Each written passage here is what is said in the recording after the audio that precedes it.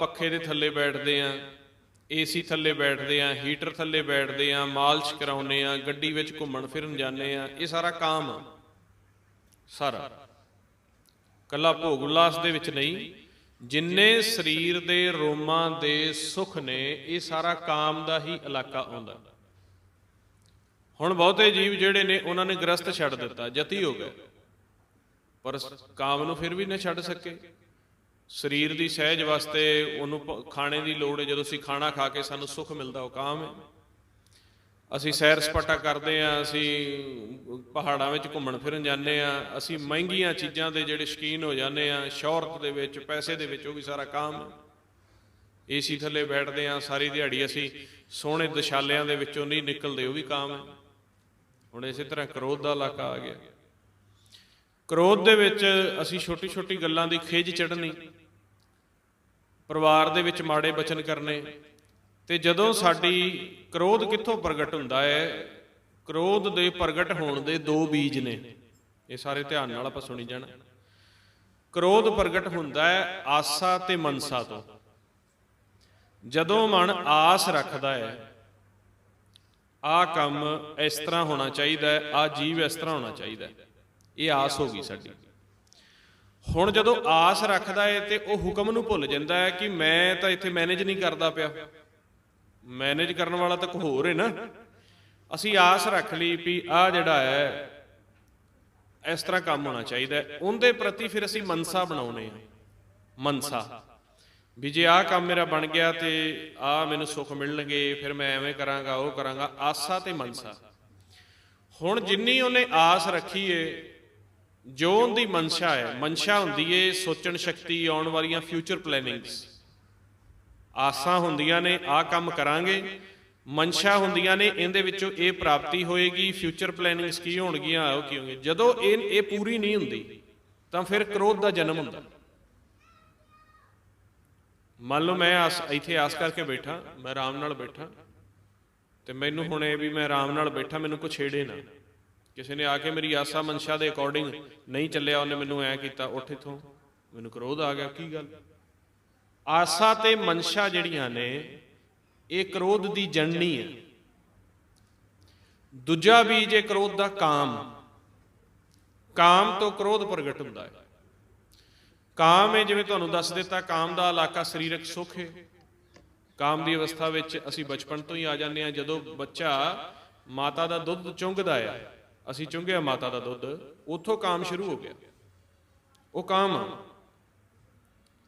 ਉਸ ਤੋਂ ਬਾਅਦ ਉਹਨੂੰ ਨਵਾਇਆ, ਦਹੀਂ ਨਾਲ ਨਵਾਇਆ, ਉਹਨੂੰ ਸਿਰ ਦੀ ਮਾਲਿਸ਼ ਕੀਤੀ, ਉਹਨੂੰ ਧੁੱਪ 'ਚ ਸਵਾਇਆ, ਉਹ ਸਾਰਾ ਕਾਮ ਆ, ਸੁੱਖ ਹੋ ਗਿਆ। ਹੁਣ ਉੱਥੋਂ ਜਦੋਂ ਸਾਡੇ ਸਹੂਲਤਾਂ ਦੇ ਵਿੱਚ ਕੋਈ ਕਮੀ ਆਈ, ਅਸੀਂ ਦੁੱਧ ਨਹੀਂ ਮਿਲਿਆ ਜਾਂ ਸਾਨੂੰ ਸਹੂਲਤ ਨਹੀਂ ਮਿਲੀ, ਕੋਈ ਬੈਠਣ ਉੱਠਣ ਨੂੰ ਚੰਗਾ ਮੰਜਾ ਨਹੀਂ ਮਿਲਿਆ, ਫਿਰ ਕ੍ਰੋਧ ਪ੍ਰਗਟ ਹੋਏਗਾ। ਇੱਥੋਂ ਕ੍ਰੋਧ ਪ੍ਰਗਟ ਹੁੰਦਾ। ਕ੍ਰੋਧ ਦਾ ਮਤਲਬ ਹੈ ਕਿ ਜੋ ਹੋ ਰਿਹਾ ਹੈ ਇਹ ਮੇਰੇ ਅਕੋਰਡਿੰਗ ਕਿਉਂ ਨਹੀਂ ਹੋ ਰਿਹਾ, ਆਪ ਦਾ ਹੁਕਮ, ਮਾਲਕ ਦੇ ਹੁਕਮ ਦੇ ਬਰਾਬਰ ਖੜਾ ਕਰਨਾ, ਇਹਨੂੰ ਕ੍ਰੋਧ ਕਹਿੰਦੇ ਆ। ਕ੍ਰੋਧ ਹੁੰਦੀ ਏ ਪੈਰਲਲ, ਇੱਕ ਚੀਜ਼ ਦੇ ਪੈਰਲਲ। ਜਦੋਂ ਇੱਕ ਪਾਣੀ ਦਾ ਵਹਾਅ ਚੱਲਦਾ ਪਿਆ ਏ, ਉਹਦੇ ਵਿੱਚ ਅਸੀਂ ਰਲ ਕੇ ਜਾਂਦੇ ਹਾਂ, ਸਾਰੀ ਸ਼ਾਂਤੀ ਨਾਲ ਖੇਡ, ਸਾਰਾ ਇੱਕ ਚੀਜ਼ ਚੱਲੀ ਜਾਂਦੀ, ਕੋਈ ਪਰਵਾਹ ਹੀ ਨਹੀਂ ਕਿਸੇ। ਜਦੋਂ ਉਹ ਪਾਣੀ ਦਾ ਵਹਾਅ ਬਦਲਦਾ ਹੈ, ਉਹਦੇ ਵਿੱਚ ਇੱਕ ਨਦੀ ਤੋਂ ਦੋ ਬਣੀਆਂ, ਉਹ ਕ੍ਰੋਧ ਹੋ ਗਿਆ। ਉਹਨਾਂ 'ਚ ਦਰਾਰ ਆ ਗਈ, ਉਹਨਾਂ ਵਿੱਚ ਕੋਈ ਪੱਤਣ ਬਦਲ ਗਏ, ਬਸ ਠੀਕ ਹੈ, ਤੂੰ ਆਪਦੇ ਰਾਹ, ਤੂੰ ਆਪਦੇ ਰਾਹ, ਠੀਕ ਹੈ ਬਸ। ਉਹ ਕੀ ਹੋ ਗਿਆ? ਅਸੀਂ ਇੱਕ ਤੋਂ ਦੋ ਹੋ ਗਏ, ਦੁਚਿੱਤੀ 'ਚ ਆ ਗਏ, ਬਸ ਉਹ ਕ੍ਰੋਧ ਹੈ। ਹੁਣ ਮਹਾਰਾਜ ਕਹਿੰਦੇ ਵੀ ਫਿਰ ਇਹਦੀ ਕੰਟਰੋਲਿੰਗ ਹੋਏਗੀ ਆਸਾ ਮਨਸਾ ਦੇ ਵਿੱਚੋਂ ਤੇ ਕਾਮ ਵਿੱਚੋਂ। ਜਿਵੇਂ ਕੁੱਤਾ ਜਿਹੜਾ ਆ, ਆਪਾਂ ਕਈ ਵਾਰੀ ਰੱਖਦੇ ਆ, ਵਿਦੇਸ਼ੀ ਕੁੱਤਾ ਹੁੰਦਾ, ਭੌਂਕਦਾ ਜ਼ਿਆਦਾ, ਤੇ ਸਿਆਣੇ ਕਹਿੰਦੇ ਨੇ ਇਹਦੀ ਰੋਟੀ ਘਟਾ ਦਿਓ ਮਾੜਾ ਜਿਹਾ, ਨਾਲੇ ਇਹਨੂੰ ਬਾਹਰ ਬੰਨਿਆ ਕਰੋ, ਇਹਨੂੰ ਪਿੰਜਰੇ ਦੇ ਵਿੱਚੋਂ ਬਾਹਰ ਸੂਲਤ ਦਿਓ, ਇਹਨੂੰ ਧੁੱਪ ਧੱਪ ਲੱਗੇਗੀ ਨਾ, ਉਵੇਂ ਦਾ ਹੋ ਜਾਏਗਾ। ਹੁਣ ਜੇ ਸਾਡੀ ਆਸਾ ਮਨਸਾ ਸਾਡੀ ਕਦੋਂ ਬਦਲਦੀ ਹੈ? ਜਦੋਂ ਅਸੀਂ ਹੁਕਮ ਵਿੱਚ ਆਉਂਦੇ ਹਾਂ, ਜਦੋਂ ਆਪਾਂ ਅਭਿਆਸ ਕਰਦੇ ਹਾਂ ਨਾ ਜੀ। ਅਭਿਆਸ ਕਰਨ ਦੇ ਨਾਲ ਸਾਡੇ ਅੰਦਰ ਅੰਮ੍ਰਿਤ ਪ੍ਰਗਟ ਹੁੰਦਾ ਹੈ, ਤੇ ਉਹ ਸਾਡੇ ਅੰਦਰ ਓਨੀ ਕਾਸਾ ਮਨਸਾ ਹੀ ਰੱਖਦਾ। ਜਿਵੇਂ ਮੈਂ ਕੱਲ ਦੱਸਿਆ ਸੀ, ਪੁਲਿਸ ਵਾਲੇ ਕੈਦੀ ਦੇ ਉੱਪਰ ਤਾਂ ਤਸ਼ੱਦਦ ਕਰਦੇ ਨੇ, ਤਾਂ ਉਹਦੇ ਹੱਡੀਆਂ ਵਿੱਚੋਂ ਤੇ ਉਸ ਹਿਸਾਬ ਨਾਲ ਉਹਦੀ ਕਟਾਈ ਕਰਦੇ ਨੇ, ਤੇ ਨਾੜਾਂ 'ਚੋਂ ਜਾਨ ਕੱਢਦੇ ਨੇ ਵੀ ਇਹ ਓਨਾ ਕੀ ਸੋਚੇ, ਓਨਾ ਕੀ ਕਰੇ, ਇਹਦੇ ਅੰਦਰ ਦੇ ਜਿਹੜੀ ਬੋਨ ਐਨਰਜੀ ਆ ਉਹਨੂੰ ਖਤਮ ਕਰ ਦਿਓ। ਬੋਨ એનર્ਜੀ ਦਾ ਵਾਧੂ ਹੋਣਾ। ਜਿਵੇਂ ਹੁਣ ਅਸੀਂ ਬਿਨਾਂ ਕਿਸੇ ਕੰਮ ਤੋਂ ਅਸੀਂ ਮਾਸ ਖਾਈ ਜਾਂਦੇ ਹਾਂ, ਸਾਨੂੰ ਸਾਡੇ ਸਰੀਰ ਨੂੰ ਮੰਨ ਲਓ ਮਾਸ ਦੀ ਲੋੜ ਨਹੀਂ, ਤਾਂ ਉਹ ਮਾਸ ਦੀ એનર્ਜੀ ਕਿੱਥੇ ਜਾਏਗੀ? ਬੋਨਸ ਦੇ ਵਿੱਚ ਜਾਏਗੀ। ਤੇ ਬੋਨਸ ਹੱਦ ਤੋਂ ਜ਼ਿਆਦਾ ਕੰਮ ਕਰਨਗੀਆਂ, ਹੱਦ ਤੋਂ ਜ਼ਿਆਦਾ ਕੰਮ ਕਰਨਗੀਆਂ ਤੇ ਕਾਮ, ਕ੍ਰੋਧ, ਲੋਭ, ਹੰਕਾਰ ਪੰਜੇ ਹੀ ਵਧਣਗੇ। ਜੇ ਅਸੀਂ ਨਸ਼ਾ ਪੀ ਲਿਆ, ਉਨੀ એનર્ਜੀ ਦੀ ਸਾਡੇ ਸਰੀਰ ਨੂੰ ਲੋੜ ਨਹੀਂ। ਹੁਕਮ ਦੇ ਮੁਤਾਬਕ ਜਿਵੇਂ ਦਾ ਸਾਡਾ ਦਿਨ ਹੁੰਦਾ ਹੈ ਨਾ ਜੀ, ਜਿਵੇਂ ਦੀ ਅਸੀਂ ਰਾਤ ਤੇ ਦਿਨ ਕੱਢਣੀ ਹੈ, ਉਹ ਪਰਮੇਸ਼ਰ ਨੂੰ ਪਤਾ ਹੈ, ਉਵੇਂ ਦੇ ਦਿਨ ਦੇ ਮੁਤਾਬਕ ਉਨੀ ਕੀ ਖੁਰਾਕ ਰੱਖਦਾ ਹੈ। ਹੁਣ ਖੁਰਾਕ ਕਿੰਨੀ ਹੈ? ਤੇ ਬਾਣੀ ਦੀ ਤੁਸੀਂ ਵਿਚਾਰ ਕਰੋ, ਕਹਿੰਦੇ 3 ਸੇਰ ਕਾ ਦਿਹਾੜੀ ਮਹਿਮਾਨ, 3 ਸੇਰ ਕਾ ਦਿਹਾੜੀ ਮਹਿਮਾਨ, ਅਵਰ ਵਸਤ ਤੁਝ ਪਾਏ ਮਾਨ। 3 ਸੇਰ ਦੀ ਖੁਰਾਕ ਦੱਸੀ ਹੈ ਆਪਾਂ। ਹੁਣ ਜੇ ਆਪਾਂ ਅੱਜ ਕੱਲ ਦੇਖੀਏ ਵੀ ਸੇਰ ਕਿੰਨਾ ਹੁੰਦਾ, ਇੱਕ ਸੇਰ ਕਿਲੋ ਤੋਂ ਥੋੜਾ ਜਿਹਾ ਘੱਟ ਹੁੰਦਾ। ਤੇ ਆਪਾਂ ਨੌਲੇਜ ਵਾਸਤੇ ਪੜ੍ਹੀਏ ਕਿਤਾਬਾਂ ਚੋਂ, ਨੈਟ ਤੋਂ, 930-33 ਗ੍ਰਾਮ ਦਾ ਹੁੰਦਾ। ਹੁਣ 3 ਸੇਰ ਕਾ ਦਿਹਾੜੀ ਮਹਿਮਾਨ, 3 ਸੇਰ ਤੇਰੀ ਖੁਰਾਕ ਹੈ। 3 ਸੇਰ ਦਾ ਮਤਲਬ ਹੋ ਗਿਆ 2 ਕਿਲੋ 800 ਗ੍ਰਾਮ, ਤਕਰੀਬਨ 50 ਗ੍ਰਾਮ ਉੱਤੇ ਵੀ ਹੋ ਸਕਦੀ ਹੈ, ਥੱਲੇ ਵੀ। 2 ਕਿਲੋ 800 ਗ੍ਰਾਮ ਦੀ ਖੁਰਾਕ ਆਪਾਂ ਖਾਣੀ ਹੈ ਇੱਕ ਦਿਹਾੜੀ ਵਿੱਚ। ਹੁਣ ਉਹਦੇ ਵਿੱਚ ਕਬੀਰ ਸਾਹਿਬ ਬੜਾ ਸੋਹਣਾ ਕਿਰਪਾ ਕਰ ਦਿੰਦੇ ਨੇ। ਉਹ ਕਹਿੰਦੇ ਕੀ ਖਾਈਏ ਫਿਰ 3 ਸੇਰ ਵਿੱਚ? ਕਹਿੰਦੇ 2.5 ਸੇਰ ਮੰਗੂ ਚੂਨਾ, ਪਾਓ ਘਿਓ ਸੰਗ ਲੂਨਾ, ਅੱਧ ਸਿਰ ਮੰਗੂ ਦਾਲੇ, ਮੁਖ ਦੋਨੋਂ ਵਕਤ ਜਵਾਨ। 2 ਟਾਈਮ ਦੀ ਰੋਟੀ ਮੰਗੀ ਕਬੀਰ ਸਾਹਿਬ ਦੇ ਅੱਗੇ ਜਦੋਂ ਪਰਮੇਸ਼ਰ ਪ੍ਰਗਟ ਹੋਇਆ, ਜਿੰਦੇ ਵਿੱਚ 2.5 ਕਿਲੋ ਆਟਾ, 2.5 ਸਿਰ ਆਟਾ ਮੰਗ ਲਿਆ। 2.5 ਸਿਰ ਕਿੰਨਾ ਹੋ ਗਿਆ ਜੀ? ਜਿਵੇਂ 900 ਗ੍ਰਾਮ ਦਾ ਵੀ ਆਪਾਂ ਲਾਵਾਂਗੇ ਤੇ 1800 ਗ੍ਰਾਮ ਤੇ 33 ਹੋਰ ਲਾ ਲਓ ਤੁਸੀਂ, ਤੇ ਕਰੀਬਨ ਉਹਨਾਂ ਨੇ ਆਟਾ ਮੰਗ ਲਿਆ। 2 ਸਿਰ ਮੰਗੂ ਚੂਨਾ, 2 ਸਿਰ ਚੂਨਾ ਮੰਗਿਆ। ਬਾਣੀ ਪੜ੍ਹਦੇ ਤੁਹਾਨੂੰ ਤਾਂ ਪਤਾ ਹੋਣਾ। ਹਾਂ, 1800 ਗ੍ਰਾਮ, 1860 ਗ੍ਰਾਮ ਚੂਨਾ ਮੰਗਦੇ ਨੇ ਅੰਨ ਹੋ ਗਿਆ। ਪਾਓ ਘਿਓ ਸੰਗ ਲੂਣਾ, ਪਾਈਆ ਘਿਓ ਇੰਨੀ ਖੁਰਾਕ ਵਿੱਚ, ਤੇ ਨਾਲ ਲੂਣ ਵੀ ਚਾਹੀਦਾ। ਪਾਓ ਘਿਓ ਸੰਗ ਲੂਣਾ, ਜਿਹੜੀ ਇਹ 2.5 ਸੇਰ ਦੀ ਖੁਰਾਕ ਬਣਾਉਣੀ ਹੈ। ਅੱਗੇ ਕਹਿੰਦੇ ਨੇ ਅੱਧ ਸਿਰ ਮੰਗੂ ਦਾਲੇ, ਅੱਧਾ ਸਿਰ ਹੋ ਗਈ 450 ਗ੍ਰਾਮ ਸਬਜ਼ੀ, 2 ਟਾਈਮਾਂ ਦੀ। ਪਾਈਆ ਸਵੇਰੇ ਸਬਜ਼ੀ ਹੋ ਜਾਏ, 200 ਗ੍ਰਾਮ ਸਵੇਰੇ ਹੋ ਜਾਏ ਤੇ 200-250 ਗ੍ਰਾਮ ਸ਼ਾਮ ਨੂੰ ਖਾ ਲਓ। ਉਹ ਇਹ 2.5 ਸੇਰ ਤੇ ਅੱਧਾ ਸੇਰ ਦੇ ਵਿੱਚ ਪਾਈਆ ਘਿਓ ਪਾਉਣਾ, ਰੋਜ਼ ਦਾ ਪਾਈਆ ਘਿਓ, ਅੱਧ ਸਿਰ ਦਾਲ ਸਵੇਰੇ ਤੇ ਸ਼ਾਮ ਦੀ, ਤੇ 2 ਸਿਰ ਜਿਹੜਾ ਚੂਨਾ ਖਾਣਾ ਉਹ ਵੀ 2 ਟਾਈਮਾਂ 'ਚ ਖਾ ਲਓ। ਆਹ ਖੁਰਾਕ ਹੈ। ਹੁਣ ਇਹਦੇ ਵਿੱਚ ਕਿਤੇ ਆਖਿਆ ਬਈ ਇੱਕ ਬੱਕਰਾ ਤੇ ਕੁੱਕੜ ਆਖਿਆ ਨਹੀਂ।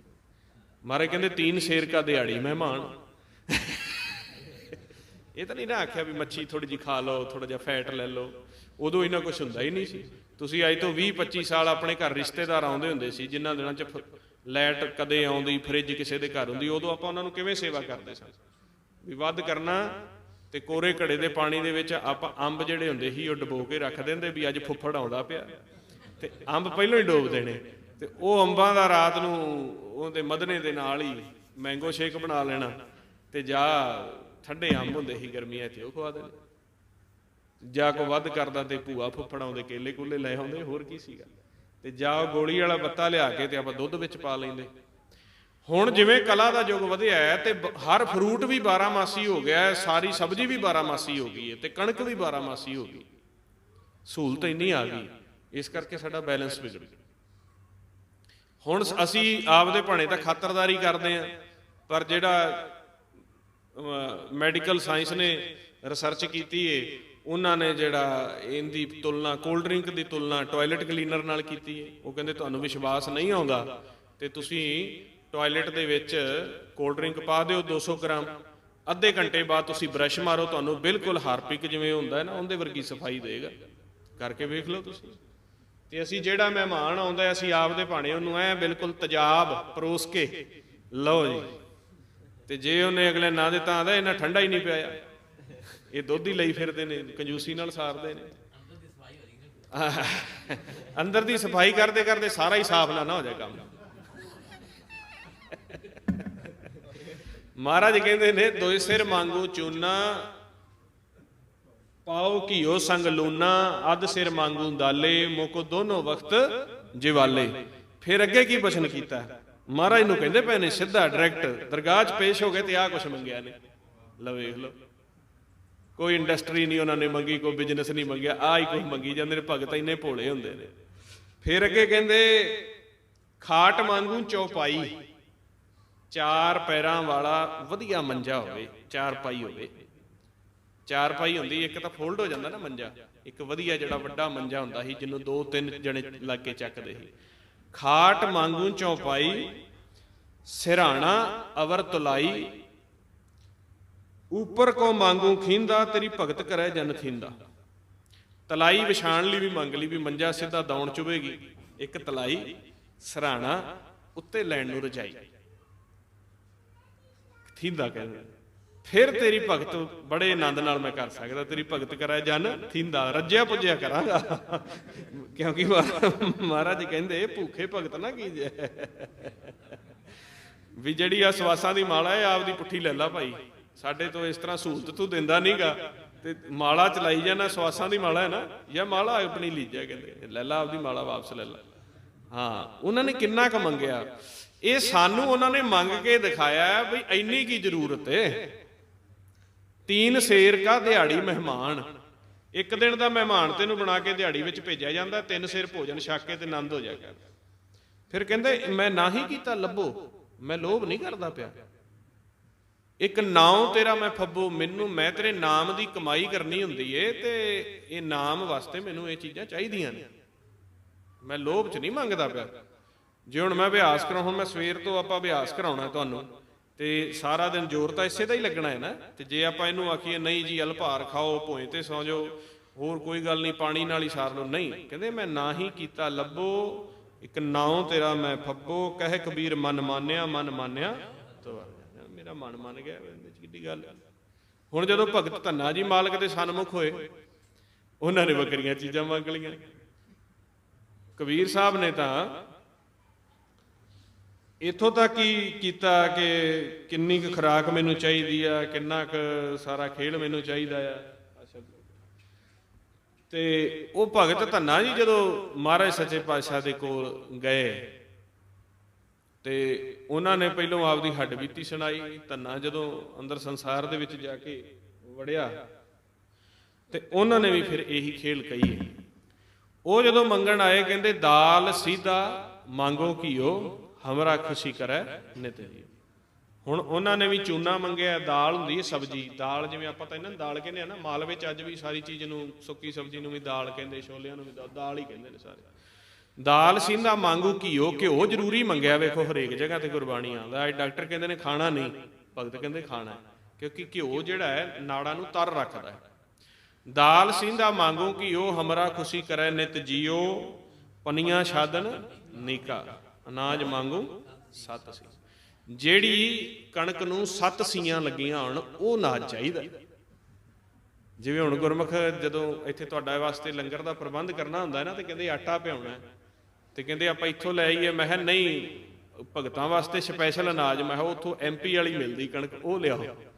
ਤੇ ਅਸੀਂ ਵੀ ਚਲੋ 7 ਸੀਆਂ ਵਾਲੀ ਤਾਂ ਨਹੀਂ, ਪਰ MP ਵਾਲੀ ਤੁਹਾਨੂੰ ਲਿਆ ਕੇ ਖਵਾਉਂਦੇ ਆ, ਵੀ ਤਾਂ ਕਿ ਜਿਹੜਾ ਭੋਜਨ ਅੰਦਰ ਵਧੀਆ ਜਾਵੇ, ਕਿਉਂਕਿ ਇਸੇ ਨੇ ਤਾਂ ਆਪਾਂ ਦੇਣਾ। ਫਿਰ ਕਹਿੰਦੇ ਅਨਾਜ ਮੰਗੂ 7 ਸੀਗਾ। ਫਿਰ ਕਹਿੰਦੇ ਉਹਨਾਂ ਨਾਲ ਇੱਕ ਮੱਝ ਤੇ ਇੱਕ ਗਾਂ ਵੀ ਮੰਗੀ ਹੈ। ਗਊ ਭੈਂਸ ਮੰਗੂ ਲਵੇਰੀ, ਲਵੇਰੇ ਵਾਲੀ ਹੋਵੇ, ਦੋਨਾਂ ਟਾਈਮਾਂ ਦਾ ਦੁੱਧ ਦੇਵੇ।